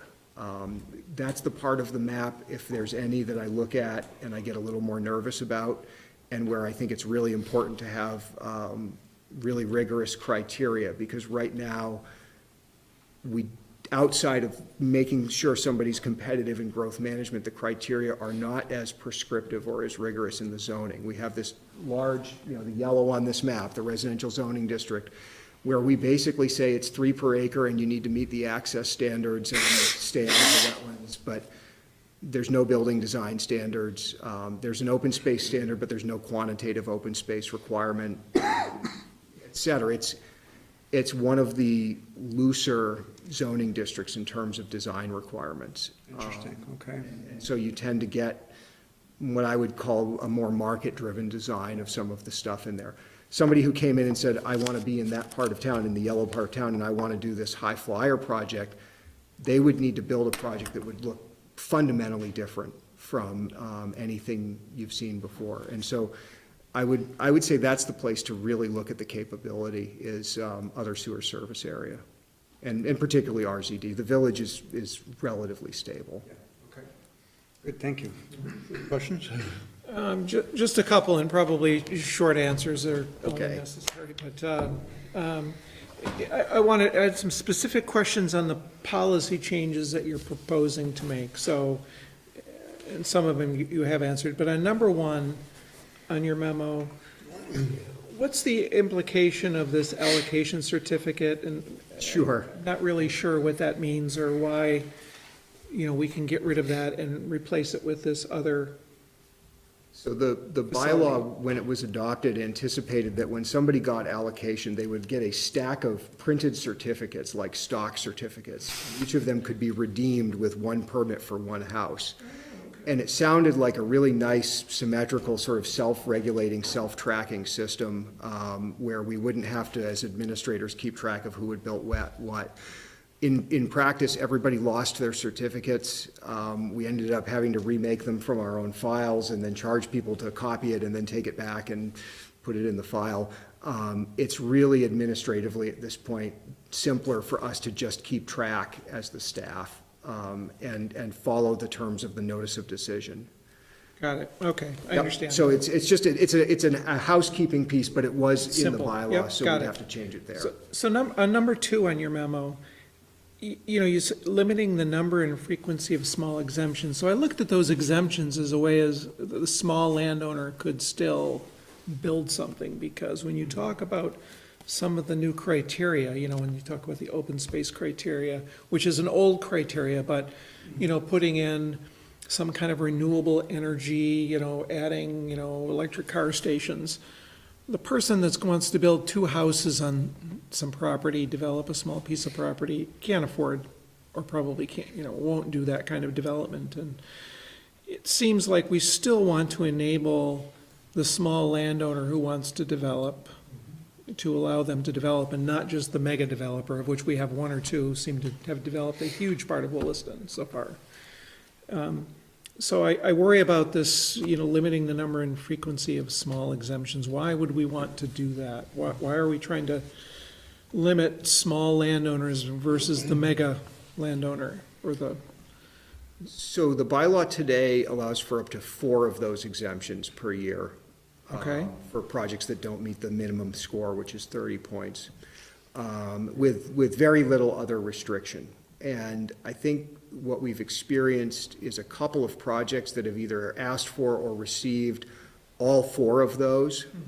So you end up with a 5-unit project in the end. There's 1 unit to the right on the parcel before you get allocation, that you don't have to get allocation for. So you end up with a 5-unit project on a pretty good-sized piece of land. The one I'm thinking of came through on about a 13-acre parcel in the ag rural. And there was a feeling that giving all 4 to 1 project wasn't great, so this drops it back to no more than 2 per project. So that your example, the person who just wants to do 2 lots still has access to the exemption. I would share a little bit of concern about the parcel size limit that says this is only available to people starting with a parent parcel of 10 acres or fewer. And if there was concern about this provision, I wouldn't be as worried about limiting it to 2 units per project as I would be about limiting it to projects that start with a parcel smaller than 10 acres. And I can elaborate on that, but, you know, you want to have some kind of exemption. I would say that this system makes it easier for those small projects to score those 30 points than it is today. So today, an ag rural project would look at it and say, well, nobody wants my open space. You know, if you give it to the town, if you give it to VLT, you get points. And I can't do affordable housing because I'm not building enough units to support an affordable project. And there's no desire for a trail mapped on my land, and how am I supposed to get any points at all? And the exemption works that way. Adding some of those energy efficiency things, a smaller project could say, yeah, you know, I'm gonna commit to building really efficient houses, or solar panels, or adding Powerwall batteries. And, you know, it's a little kick to kind of get up over the line and do that. So. Okay. It's So a balance. Your net is this is going to make it easier and still allow for the small landowner to develop. Yeah, we've created some other ways to achieve points, I Okay, think. yeah, I've read your criteria, it's just a different mix of, and I like the affordable housing kind of exemption, right? Basically, if you're gonna build affordable, Yeah. you don't fall within the 80, so. Is there anything else for affordable that we're promoting? Well, we look at affordability in 3 levels. So there's stuff that's 80% median or below, the really affordable as far as Williston's concerned. Yeah. There's the stuff that's affordable at 100% median down to 80. We also do look at 120% median category, so I this is. saw that was one of your you know, scores, yeah. Yeah. Not the most expensive stuff. The other element of affordability is within the growth target, and within the growth target for each of these geographic zones, 25% of each of those is set aside only for units that are affordable. So we say we're going to today do 12 units a year in the residential zoning district. And of those, 9 are market rate and 3 have to be affordable. So if the town ever experiences all 80 units per year being built under this system, 25% of them will be affordable at something under 120% median. That's all, thanks. Any further questions? I'd be looking for a motion to schedule a public hearing. I'd move to schedule a public hearing to receive comment on proposed amendments to the Williston Unified Development Bylaw, Chapters 11 and 36. Second? Made and seconded. Is there discussion on the motion? Hearing none. All those in favor of the motion say aye. Aye. Any opposed? So we've done that. I've got a couple of typos that I'll send to you tomorrow by email. Please do. Thank you. Thank you, Matt. So, for those of you who came in late, we've completed the agenda except for starting the budget discussions now. And that's where we'll be with the library. Marty Fisk, Director of Libraries, and most of your board is here, so welcome. Hi. And so I'd like to do kind of a quick trip through the operating budget first, and, you know, hitting on the highlights. And then you've only got a couple of things in the capital budget, which should take a short time as well. So the floor is yours. So Carla Karsten is joining me. She's standing in as sort of the vice chair. Steve Perkins is not able to attend. Great.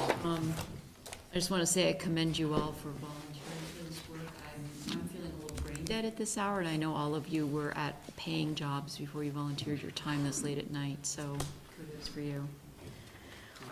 So operating budget this year. The major increase that you're going to see on the operating budget this year is on the salary line item. The vast majority of that line is to pay for an increase of 160 hours in our substitute library budget, and to give a $1 an hour pay raise to substitute library staff.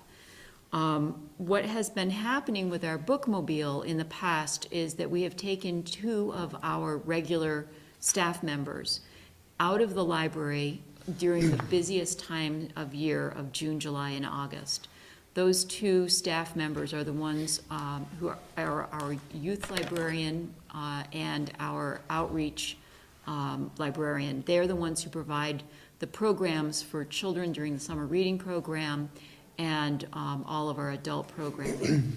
So they would have to take and shift their hours so that they could do the driving on the bookmobile during the summer hours, taking them out of the building when they really needed to be providing services in the building. We wanted to have a substitute staff person who would be hired only for the summertime to drive the bookmobile during that time. We did a pilot test of this. The Friends of the Library donated the salary of a substitute last year to see if it was a pilot that would be worth us looking into for the regular operating budget. And the answer was yes, it was much better. When you have literally programs where you're trying to put thousands of people through programs over the course of 2 months, you need to have our staff in the building. So that line would pay for the substitute to drive the bookmobile. The $1 a pay raise is to bring us more in line with the going rate for the substitute librarians in the Chittenden County. We do compete with other libraries in staff for that. We recently, for example, had one of our regular substitute librarians filling in for a short-term leave for somebody even in Waterbury. So they're also traveling south in order to make part-time work on these positions. The next line item that you're going to see some increases in that look a little larger than normal is for training. There is a national conference that's coming to Burlington, which focuses on small and rural libraries. The Friends of the Library are donating half of the cost for staff to attend. The other half we're asking for to come out of the operating budget. It's a 3-day conference. We would send every person for 1 day so that we wouldn't be closing the library for any of that time. We're also looking at a $3,000 increase in the collections. Most of that would go to digital materials. We're finding that the more digital materials we offer, the higher the rate of usage for that. Most of it would go toward video and audio materials. And we're also looking at an increase in our maintenance line in order to have our HVAC system cleaned. The ductwork has not been cleaned since the buildings were built in 1986 and 1998, I think. We can have them cleaned in sections, so 1/3 of a building at a time, at roughly $2,000 a year. Some sections are a little bigger than other sections. It can be done over the course of weekends or evenings so that the library doesn't need to be closed. And in the course of a 3-year rotation, we can have the entire building's ducts cleaned. So those are the highlights. If we were to go line by line, you'll see that a lot of the lines are otherwise even or even decreased a little bit. Would you like to go through each single line? Unless the board has questions about it, I don't think so. So just on the salaries, the 17,000 increase approximately between 19 and approved and 20 requested, that's the bookmobile. The vast majority of that is the increase for the bookmobile and the $1 an hour pay raise. So it's substitute staff. What does the $1 an hour pay raise get? Right now, it's $12.50 an hour for substitute staff. This would bring it up to $13.50. Is that what you mean? Yeah, thank you. Any other questions regarding the operating budget? No, nice job, thank you. So let's do the capital budget. I think the only two I saw in here are page 18 and page 72. That's correct, yes. So page 18 is library shelving. This has been on, earmarked on the budget for a number of years. I've got a final updated number. Cost of metal has changed over the last 5 years or so since the original estimate was done. We also realized that we really would like to be able to put casters on these units so that they can be moved around and be more reusable in other spaces. It makes the shelving much more flexible. We could potentially move like one section to another half of the building very easily if we wanted to. So this particular shelving would replace our existing DVD shelving with pull-out drawers. It would make the space much more efficiently used, so much higher capacity in a much lower footprint, smaller footprint, and lower sight lines, so that it opens up the sight of the building. The bins, although they'll be used for DVDs are changing, technology.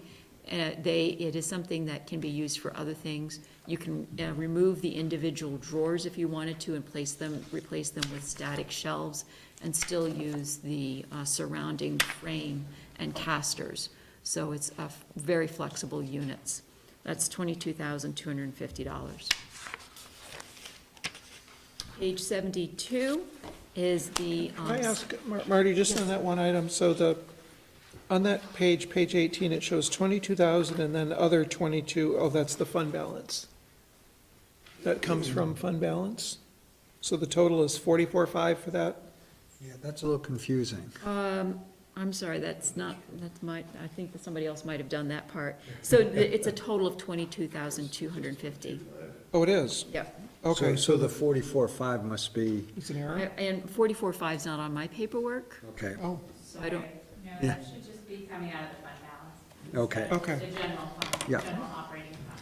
Yeah, I found a mistake. yeah, good pickup, thank you. rest. Yeah, no, it's half that cost, Carrie. And 72. Page 72, this is the planned savings for replacement of the bookmobile. We've been setting aside $7,500 so that we can essentially, quote, pay cash when it's time to replace it. Just, sorry, question, how old is the bookmobile now? 4 years? Is it really? I think I was it gonna is. guess like at most 2, all right, Yeah, I think it's 4. wow, okay, how many miles on it so far?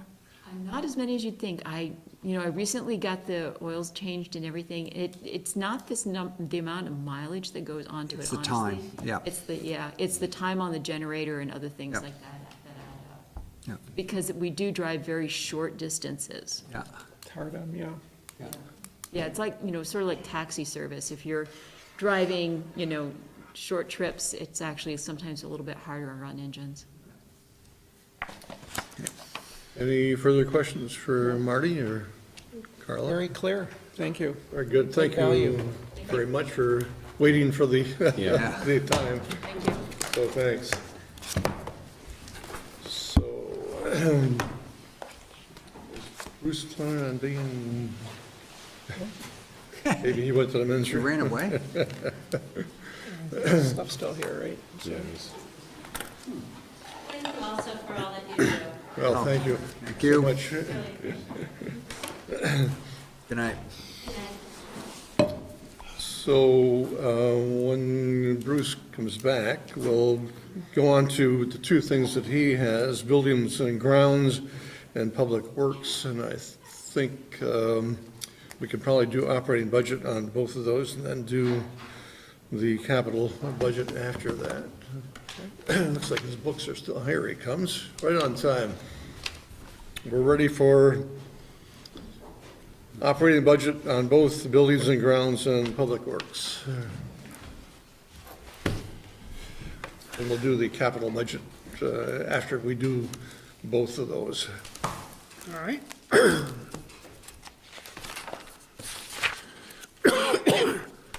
So, buildings and grounds,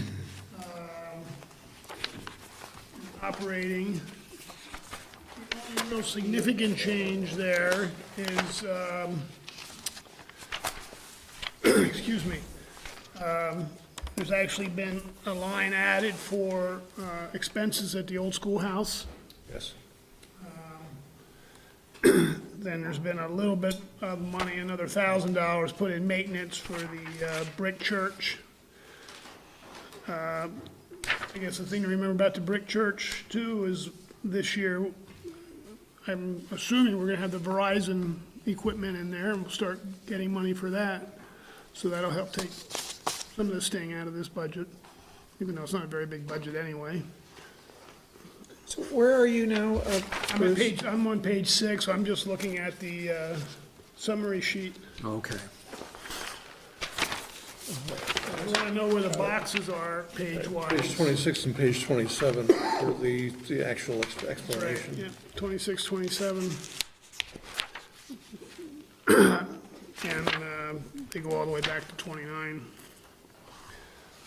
Yeah, I don't think we need to do anything as far as utilities and stuff like that. Jennifer will cover that under general administration later on.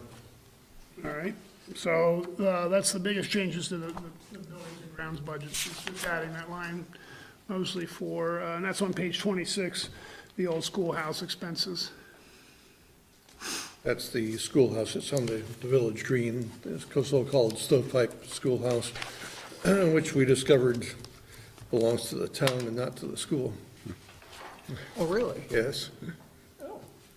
We have been doing some maintenance on it anyway over the years. We painted it once or twice, some little odds and ends here and there, but it's always believed to be, belong to the school. And I guess Rick found out it doesn't belong to the schools. Somebody found out, it wasn't me, but, It's actually me, but okay. So there's also a capital in here for this, for that building too, but we'll talk about that when we get there. any questions on the buildings and grounds? What do we use that for now? We have not been, but the school was using it for headquarters for the construction crew while the school was being worked on. The Historical Society has used it in the past for a small number of things and would like to do more with that building. The 1970s, was that the post office? It's behind where the post office used to be. Oh, that's right. Gotcha. So the school is not using it anymore. They've emptied out most of their stuff. So it's sitting over there basically empty at this point. Is it heated and, It's heated, has water, Yep. does not have hot water, but has water, bathroom. Not including the outhouses behind it. how many square feet is it? Just curious. I'm sorry? How many square feet? Oh, I have no idea. I'd have to. It's like 10 by I 20 or would so. guess that's probably, what, 50 A by little bit 50 bigger or? than that. Is it Might okay? be Yeah. 20 by 30 or 20 by 40, Something but like it's just it's a one-room schoolhouse. It's Yeah, literally what it is. It's white, right? Painted white? yes. It's white. Has a little annex building part built on the back of it. That's where the boiler room and the bathrooms are. Okay. Too small for a senior center? Definitely. Depends how many seniors you want, I guess. Yeah. Very small seniors. but- Very Yeah. small seniors. Moving on to Public Works. Okay, Public Works, and if you look at I'm looking at the letter of transmittal right now, just to start with. The biggest increase in the Public Works budget is once again asking for the $10,000 more in retreatment, our paving line item. We'd like to keep adding 10,000 to every year just to keep it up there. This past year, for the first year, I guess that I can ever remember doing, I actually postponed paving in the fall that was going to get done with the hopes that the asphalt prices are gonna be back down in the springtime. Because we have, when we put our budget out, we have a formula that goes with that that says if the liquid asphalt cost rises more than 5% of the time of the bid, that they can add on to our bid price, and it rose quite well this year. So we put off 2 or 3 major paving jobs that we're hoping the liquid asphalt price goes down, which it historically does over the winter, and we'll do those in the spring. So, In the 10,000, that's not to do more paving, it's just to, that covers the increase in cost of the asphalt. asphalt. Yeah. And if we're lucky, I mean, asphalt prices, as we know, have done this. So some years we will get more out of it, but we have Okay. to keep that line item going if we want to keep up on it. That's just an oil price indication, isn't it? Liquid asphalt is a byproduct of natural gas. Oh, Yeah. Yeah. It's kind of strange how it works, believe me, I've asked them to explain it to me more than once, and if one price goes up, the other goes down, but I've not seen that happen all the time either, so. Well, that might be what they used to heat it with. natural gas. Yeah. Bruce, I have to admit, I don't watch the daily price of liquid asphalt. It might be, maybe not a good idea to admit my shortfallings as a select board member, but that hasn't been happening recently. Taking note. Glad to hear you got more important things to do, Jeff. Another new line item that was added to this budget is in the summary page, it's on the first page, pedestrian path paving for $20,000. That's to do just what it says, start doing some more paving of our pedestrian paths that need some real help. Not something we've been doing, but they're getting old enough now that we have some sections that need to be overlaid. Where is that noted? I'm just looking at the summary page again, I'm not sure what page. Yeah, that's, It's not the transmittal page? no, this is it right here. Oh, I And see. then I'm I'm not sure. sorry, Terry, I jumped off, I'm off the summary page at this point. I mean, off the Oh, I see, yep, I got it. transmittal, You're on page 5, yep. yes. But where's the Right there. detailed little description of it? I'm sorry? Page 15. Great, thank you. Oh, yes, there it is, okay. So, we're hoping to do some 3/4 of a mile every year. If we put this right out with our paving bids, we'll get a better price than if we try to bid this item out separately. So we put this, money would go, it would go out to bid when we put our paving bids out. That's why it's in your budget instead of, what was it, the parks budget before? I take care of recreation paths Rec. anyway, so. Okay. So that was equipment operation and repair. Let me see if I can find the page for you if you wanna. I was just looking at the summary page once again. I should flag those so I have them for you, since that's what you'd like to see, but, that's on page 21. That's just a slight increase to keep up with, the equipment, even though, we're nice, it's nice that we get newer equipment, things still, cost increase still do happen, just to keep up with stuff, so that's what that one's about.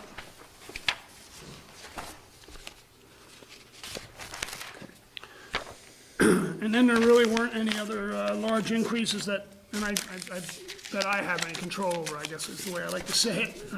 There's some salary increases, benefit increases, those kinds of things, but not stuff that necessarily, property and casualty insurance, those kind of things.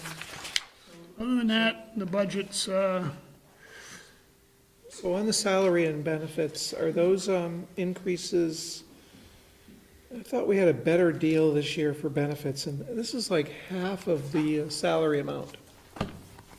Our benefits, at a salary of $191,000, we have almost $100,000 in benefits costs. Let me just take a look at the detail here of what's included in that. Wow. What we're looking at for benefits is about $15,500 per person. And when you look at the Public Works Department, there are 3 administrative staff people and 8 employees, so you have 11 people in there, so you have that 15,500. That's just for their health, dental, and life insurance. And then you have retirement, workers' comp, and unemployment insurance in there as well. And FICA and Medicare.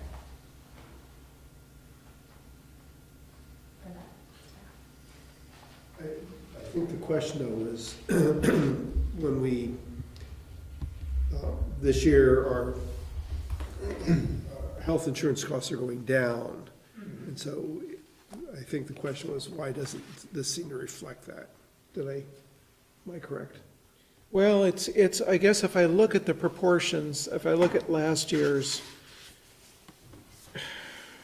the benefits were basically a little more than 50% of the salary cost. This year, they're the full year 20, or fiscal year 20 is, I guess, a little less than 50%, right? Is that true? No. No, they're still more than 50%. And what we've done Just this slightly. year,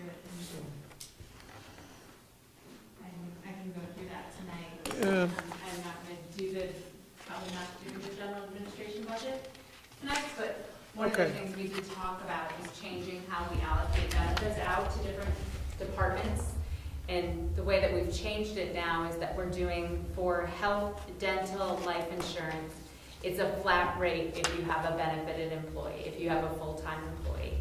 So in the past, we've done that benefits based on what the particular employee in your department has.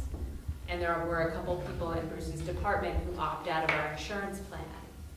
So that cost the town less than this fully benefited employee amount. Oh, I see.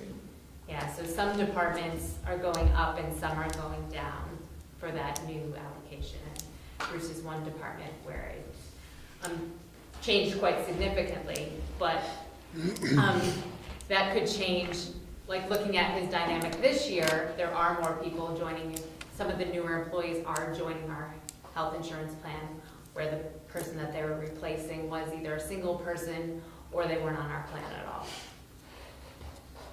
Well, we've actually had employees whose spouses have either been let go or downsized, and they were using their health insurance, so they've had to pick up our health insurance. So the concept is that every employee is assumed to have a benefit, as opposed to in the past where you would look at specific employees saying they're not requesting the benefit, so we don't have, I mean, I assume there's some compensation they receive for not participating in the plan, but it wasn't the same as the cost of the plan. Right. This scenario says, no, we assume all employees get the benefit. And we allocate that out evenly amongst departments. So like in my position, I was on the family plan for the town's health insurance. My replacement could choose to opt out. In this new Yeah. plan, it says, regardless of what that employee particularly chooses, that department pays a certain percentage of the benefits of the town because they have a full-time benefited employee. It'll be easier for keeping track of that when we look at new positions and we say, how much does it cost to add a new position to the town? So the maintenance salary, the summer maintenance salary, just looking at one line item, that represents 11 staff total? Because that would It's be- summer and winter and administration. So summer plus winter plus admin would be 11. Yeah, all three of those together. Oh, I are see. 11. Okay. Yeah. Okay, that comes out to about 15,000, right? Okay, Yeah. right. Anything else on operating budget besides the general administration, which we'll take up at the next meeting? Just one, hopefully this is a quick question. Bruce, I'm looking at the third bullet of your letter of transmittal where it talks about consolidating the budget. And I guess it appears to me it's still separated between summer and winter. So I guess I'm asking, is this the year the consolidation will happen, or will that happen next year? We would love for it to happen. So this was more of a dream. I don't look at it as summer and winter anyway, is what it really comes down to. Yeah. So I guess I'm still confused by how it's presented in Bruce's letter of transmittal versus what I'm seeing in the budget. Does that make sense?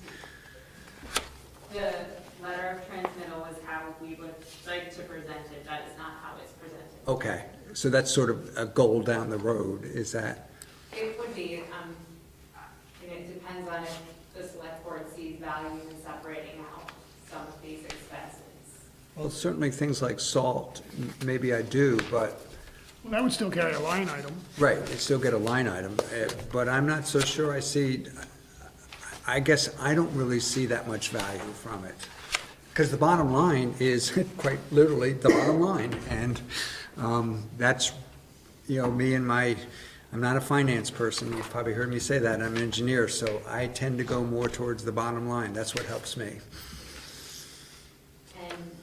that was what we were looking to do this year, because we do find that some of these are just arbitrarily splitting a number That's the other- between yeah. two departments, and it doesn't really describe the true cost of something when you're just taking one person and splitting their salary in half. It's not causal, yeah. Yeah, so if that is something that the select board would support, we would be happy to show it that way. Except you won't be, will you? We would be happy to do that. Anything else on operating budget before we move on to capital? If not, let's move on to capital budget. And a lot of this stuff is just not expenses that, well, not unusual expenses, but I think I had pages 19 and 20 for buildings and grounds.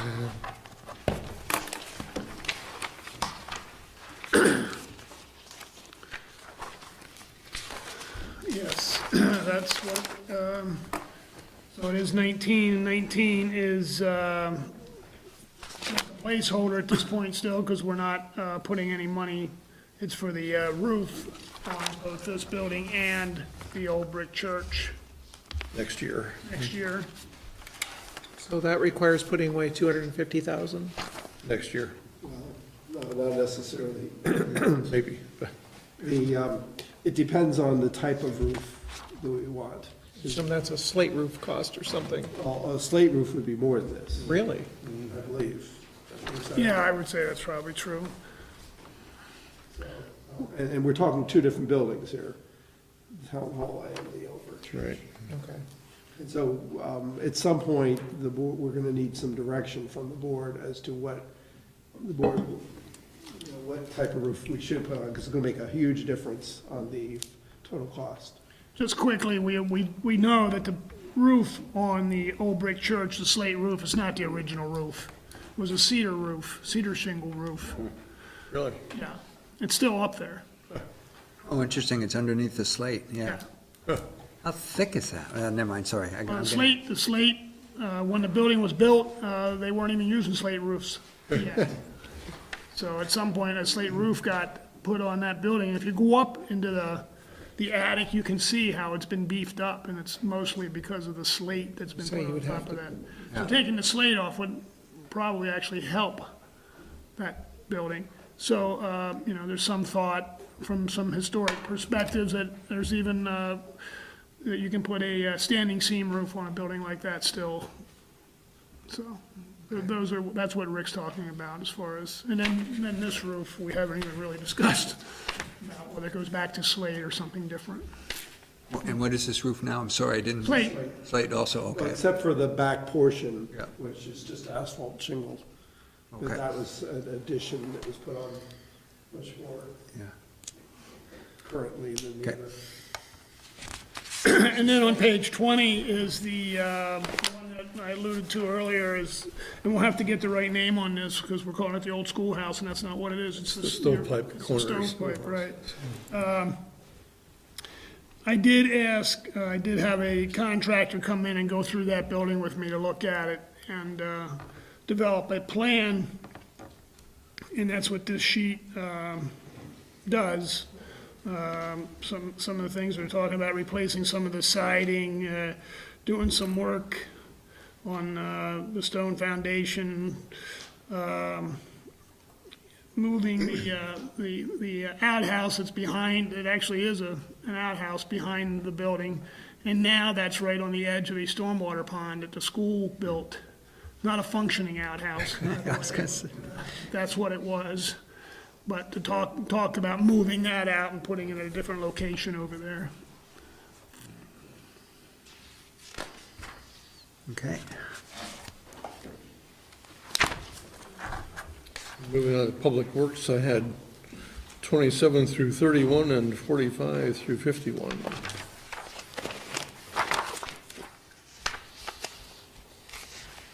Excuse me. Okay, 27 is the Industrial Avenue Bridge. Gets inspected for us by the state. A couple years ago, we put a new deck on that bridge, but we need to get the steel underneath painted So that's what this is for. And this is an estimate that I got from one of the 2 bridge painters in the state of Vermont to do that. And we will put in for, money from V-Trans to help offset that cost. The Muddy Brook culvert on page 28 is the large culvert that we put the temporary bridge on. That is still in the process of being, the design, well, coming up with what alternative to use. This money is to keep that moving forward, so we can get to the point of replacing that with whatever the structure is that's deemed to be the right one. Okay. Eventually, that will require a bond vote by one town or the other. We haven't yet figured out which town will be bonding it.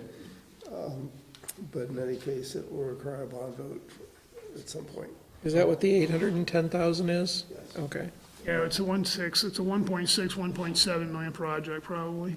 Okay. That would be our share of it, but like I said, And we'll go after all the grants and everything we can to offset that. And South Burlington is working diligently on that as well. 29 is just a placeholder. It's to do something to the parking lot out back, but there's no money in it for this year. this is something actually I had asked to be added here because the parking lot has a number of problems. It suffers from poor lighting. It suffers from huge frost heave. I still can't know what the hell. Center of the parking area, which at one point, what is now the center of the parking area used to be the end of one of the parking areas. So I think when the 2 parking lots were combined, the center somehow. Got dissimilar materials or something. Right.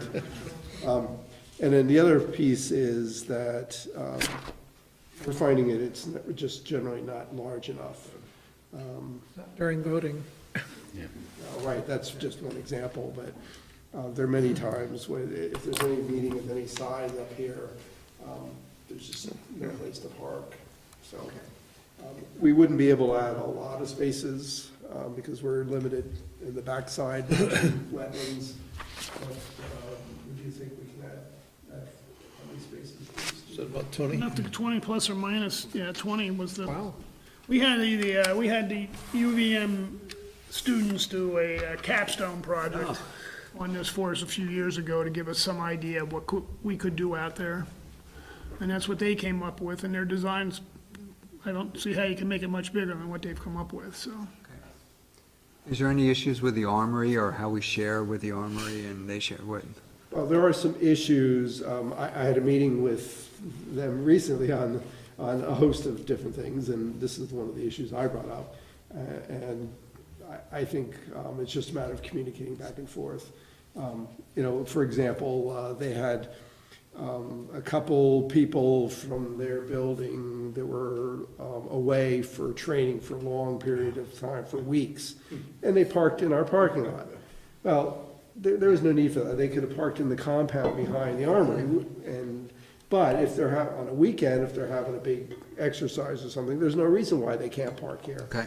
So it's just a matter of communicating, and if they have some major event that they're sponsoring during the week, then they need to let us know so we can coordinate. So, and they agreed to do that, so I think it's just a matter of communicating. Who's they? It's the state, there's actually multiple groups that use that building.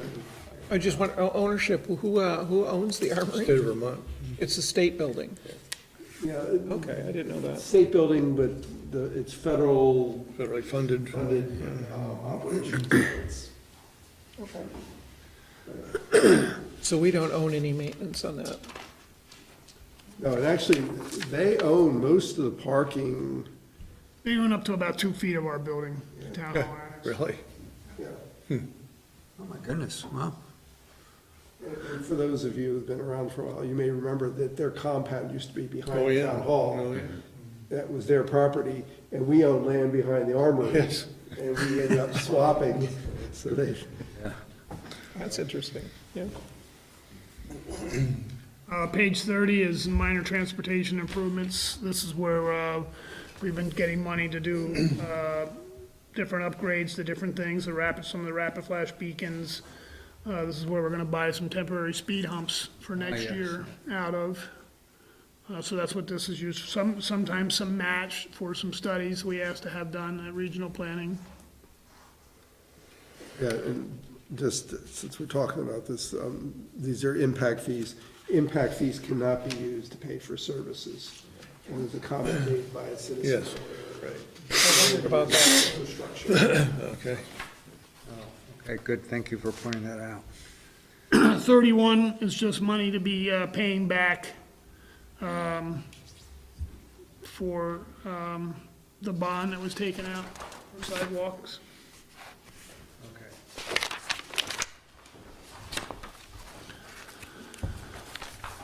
Excuse me.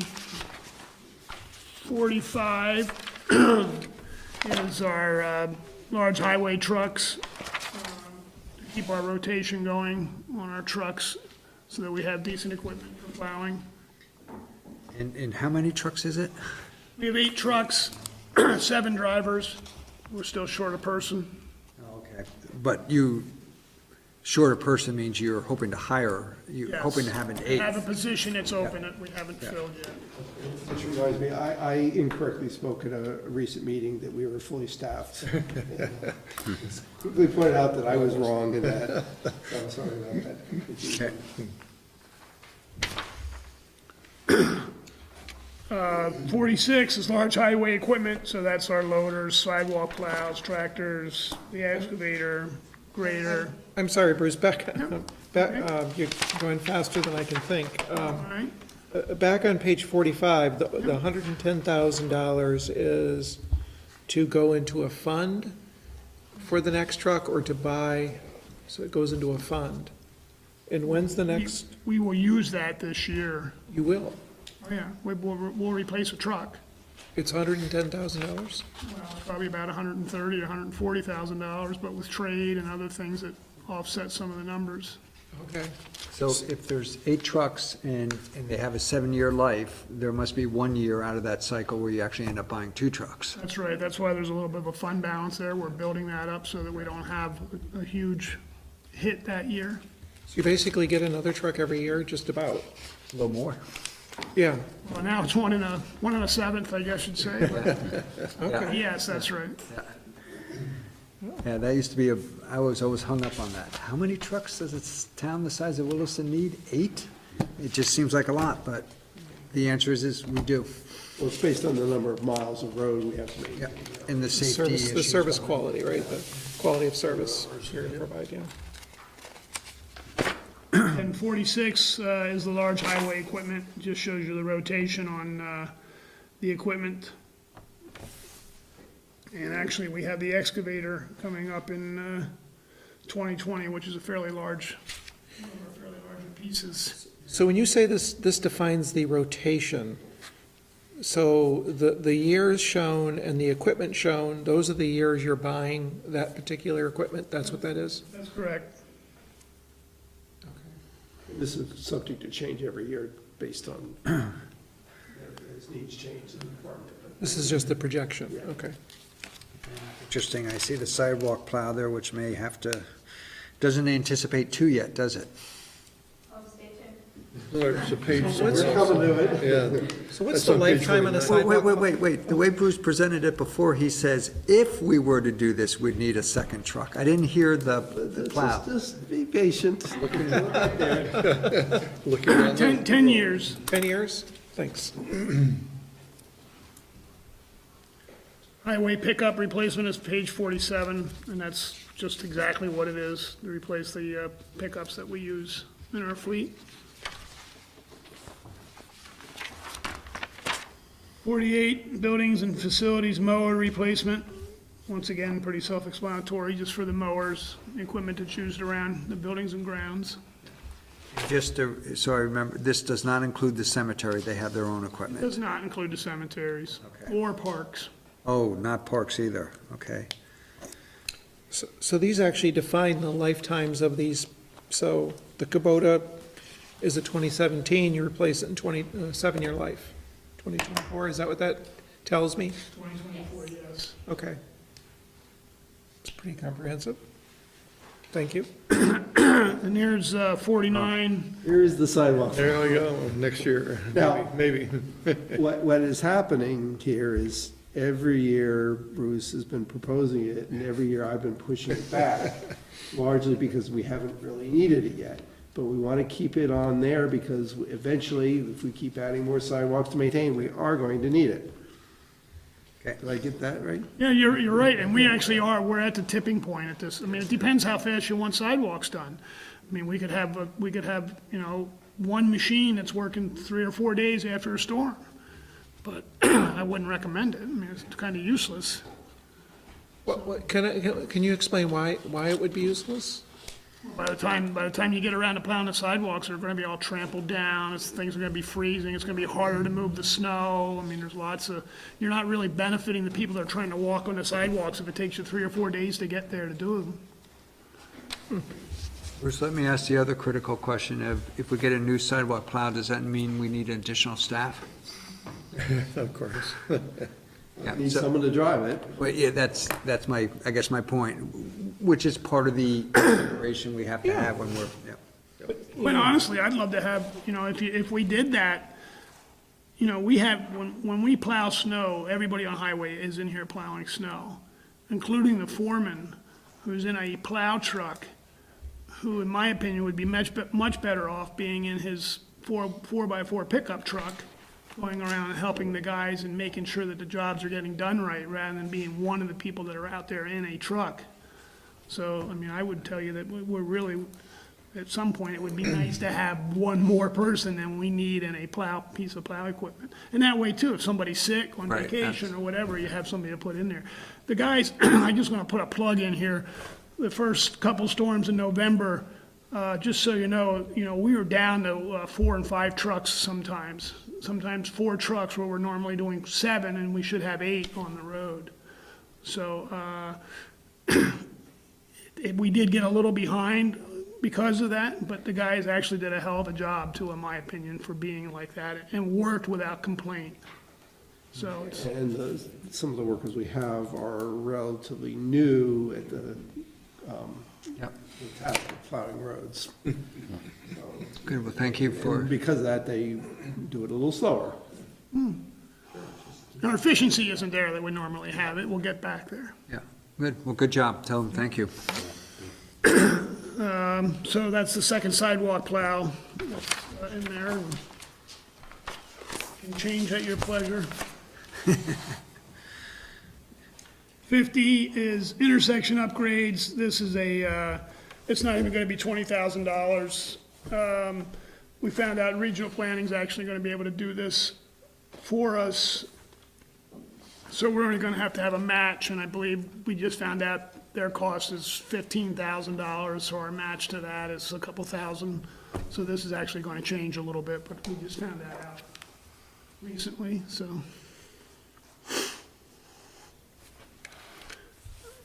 And that intersection upgrades, it's kind of, we say intersection upgrades, what it really is our equipment in our lighted intersections is getting quite old, antiquated. We can't do some of the things that are being done today because of the equipment and the controllers.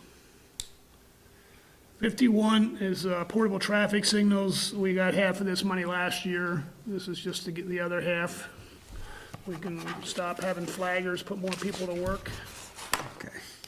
When we're doing certain projects, and that's it. Any final questions regarding capital budget? No, nice job, Bruce. Just If not, then Rick, you want to talk about the page that you Sure. distributed? As we've done in past years, we've provided the select board with a list of possible changes to the budget, both on the revenue side and the expenditure side. These are not staff recommendations necessarily, although I do have a recommended column, and I have added one item in there that is recommended at this point. And we'll probably have others as we go forward that we'll be recommending, but I just, these are all takeaways. Take out of the budget? Not necessarily, no. There are some additions. For example, line 19, Bruce? Yeah, good night. is a GMT bus service. We know that we haven't yet Got it. received their Got budget, it. but there is an addition there. Oh, there's a couple at the top, too. Yeah, and some of the items are here mainly, not because they have much of an impact, but because there's certain policy issues. For example, line 18, town clock lease, that is a new concept. It'll just take a minute to explain. We just recently paid $20,000 towards replacing 25, right? part of the structure that the town clock is in at the Federated Church. And the concept here is rather than do every 20 years or so, pay a big sum of money, is to pay a small amount each year as a lease, and with the understanding that we won't be paying for any more improvements to the building. So, I've run the concept by some church officials. They seemed interested in talking about it, and so I wanted to highlight that as an issue here, because I believe somewhere in the budget, under outside services, I do have $1,000 in there to pay for that lease. I Gets like rid of it. that whole church versus state separation, or, getting rid of that. Well, I mean, it's still there. Well, because but we're it- leasing yeah. space rather than giving them $25,000. Okay, to- Right, that was kind of my thought too, but. Okay. So anyway, under line 25, I didn't put a dollar amount. It would skew all the numbers because it's like 1.4 million, and it's not, it's there as a policy issue because that's going to require a bond vote anyway. But I do feel like it was important to list that. Oh, so this is a fire truck. Well, yes, it's more than one. It's the one that replaces the two. Okay, but when I'm sorry, just when I saw fire apparatus replacement, I thought that might be more the equipment that they need to purchase on, for It's the a truck, you're personnel. right. This is the truck. Yes. Okay. Or trucks. So, so that's the list, and we'll be looking for some guidance from the board on either specifically on these issues or maybe some general guidance, and then we can come back with a list of recommendations. So do we have detail on all of these various things? I know some we saw fire. They're in the budget, they're all, In the budget, okay. So that'll be something we'll be discussing after we get through the next meeting and start to look at what we want to do as far as adjustments, if anything.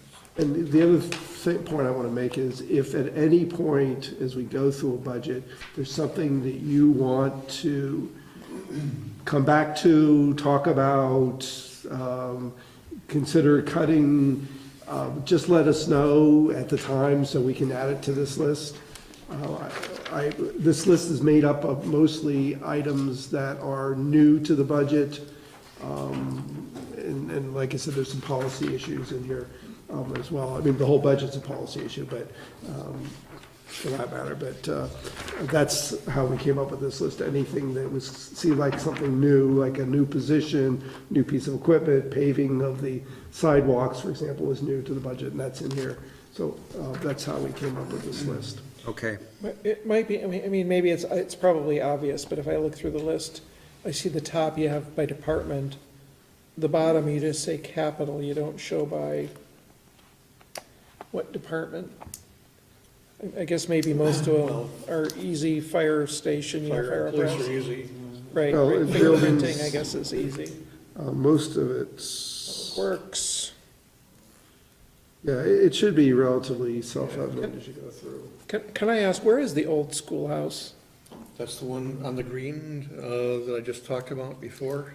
On So the it's green. the white building that, where the gazebo is. Yes? Well, going north of that, you'll find this big white schoolhouse that the schoolhouse drive goes around it. There's a driveway that goes into it. And It's there and I just it's don't been even there for notice a it. long time. Yeah, take a look at it when you go out. They've had some open houses and stuff there? Can't believe I can't picture it. As Bruce said, we maybe should be calling it the stovepipe schoolhouse, but Rick, just real quickly, I'm sorry, the administration salaries and benefits under fire, is that for the position that Ken was advocating for, which is Fire the marshal. fire marshal, fire inspector guy, yes. persons, okay. And benefits is also part of that. That's what I figured, the benefits, okay. And the other side of that issue is the revenue that you'd suggested, and that's listed as a revenue potential addition. So the benefits per fire person is 25,000? For all the benefits, for that one individual, yes. For that one individual, so 15,500 for health, medical, and dental, and retirement with their, and FICA, and workers' comp, and unemployment insurance. Wow. Yes. So it'll be a firefighter EMT as well as a fire marshal, so, yeah. But your wow was just a third of, a third of their salary is not Well, the compensation package a overall quarter of their is compensation package is pretty benefits, good, yeah. yeah, Yeah. for Wow. Vermont. Yeah. Yeah. Okay, so that's, So we'll do some work on that some other day. Moving on to the manager's report. first item up, I'm not gonna have much of a report, but, since we have Jennifer here, do you mind, is there anything you want to comment on the financial report for this? I think it's all in Okay, yeah.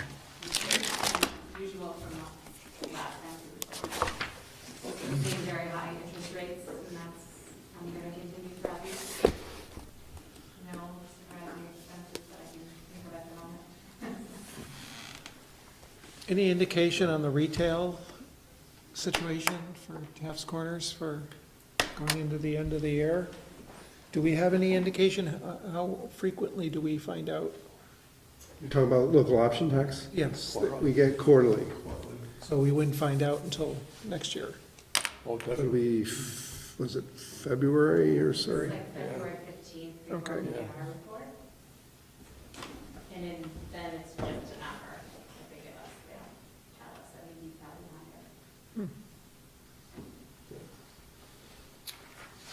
And the only other thing to touch on, given the lateness of the hour here, is that the finance director recruitment process.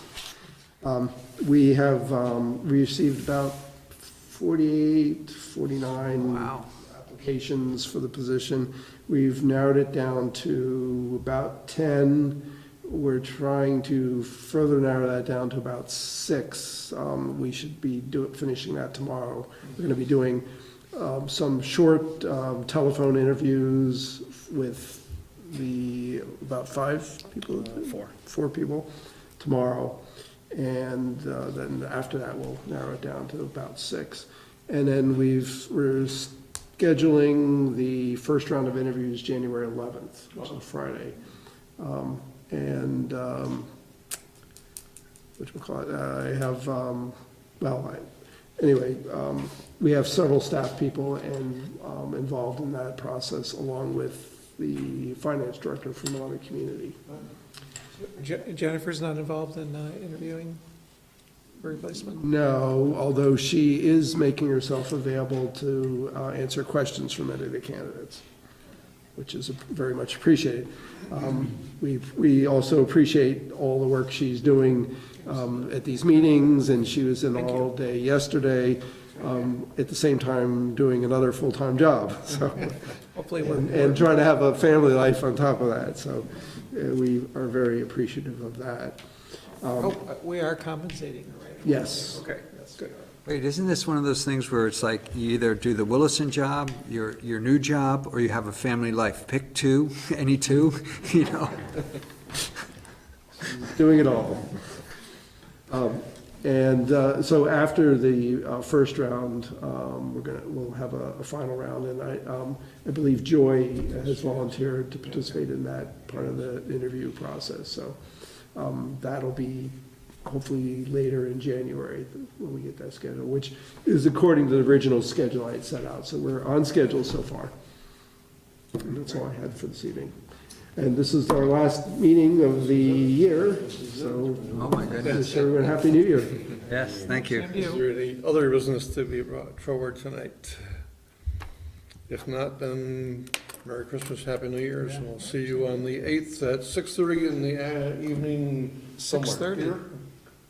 It will be here, It'll yes. be here.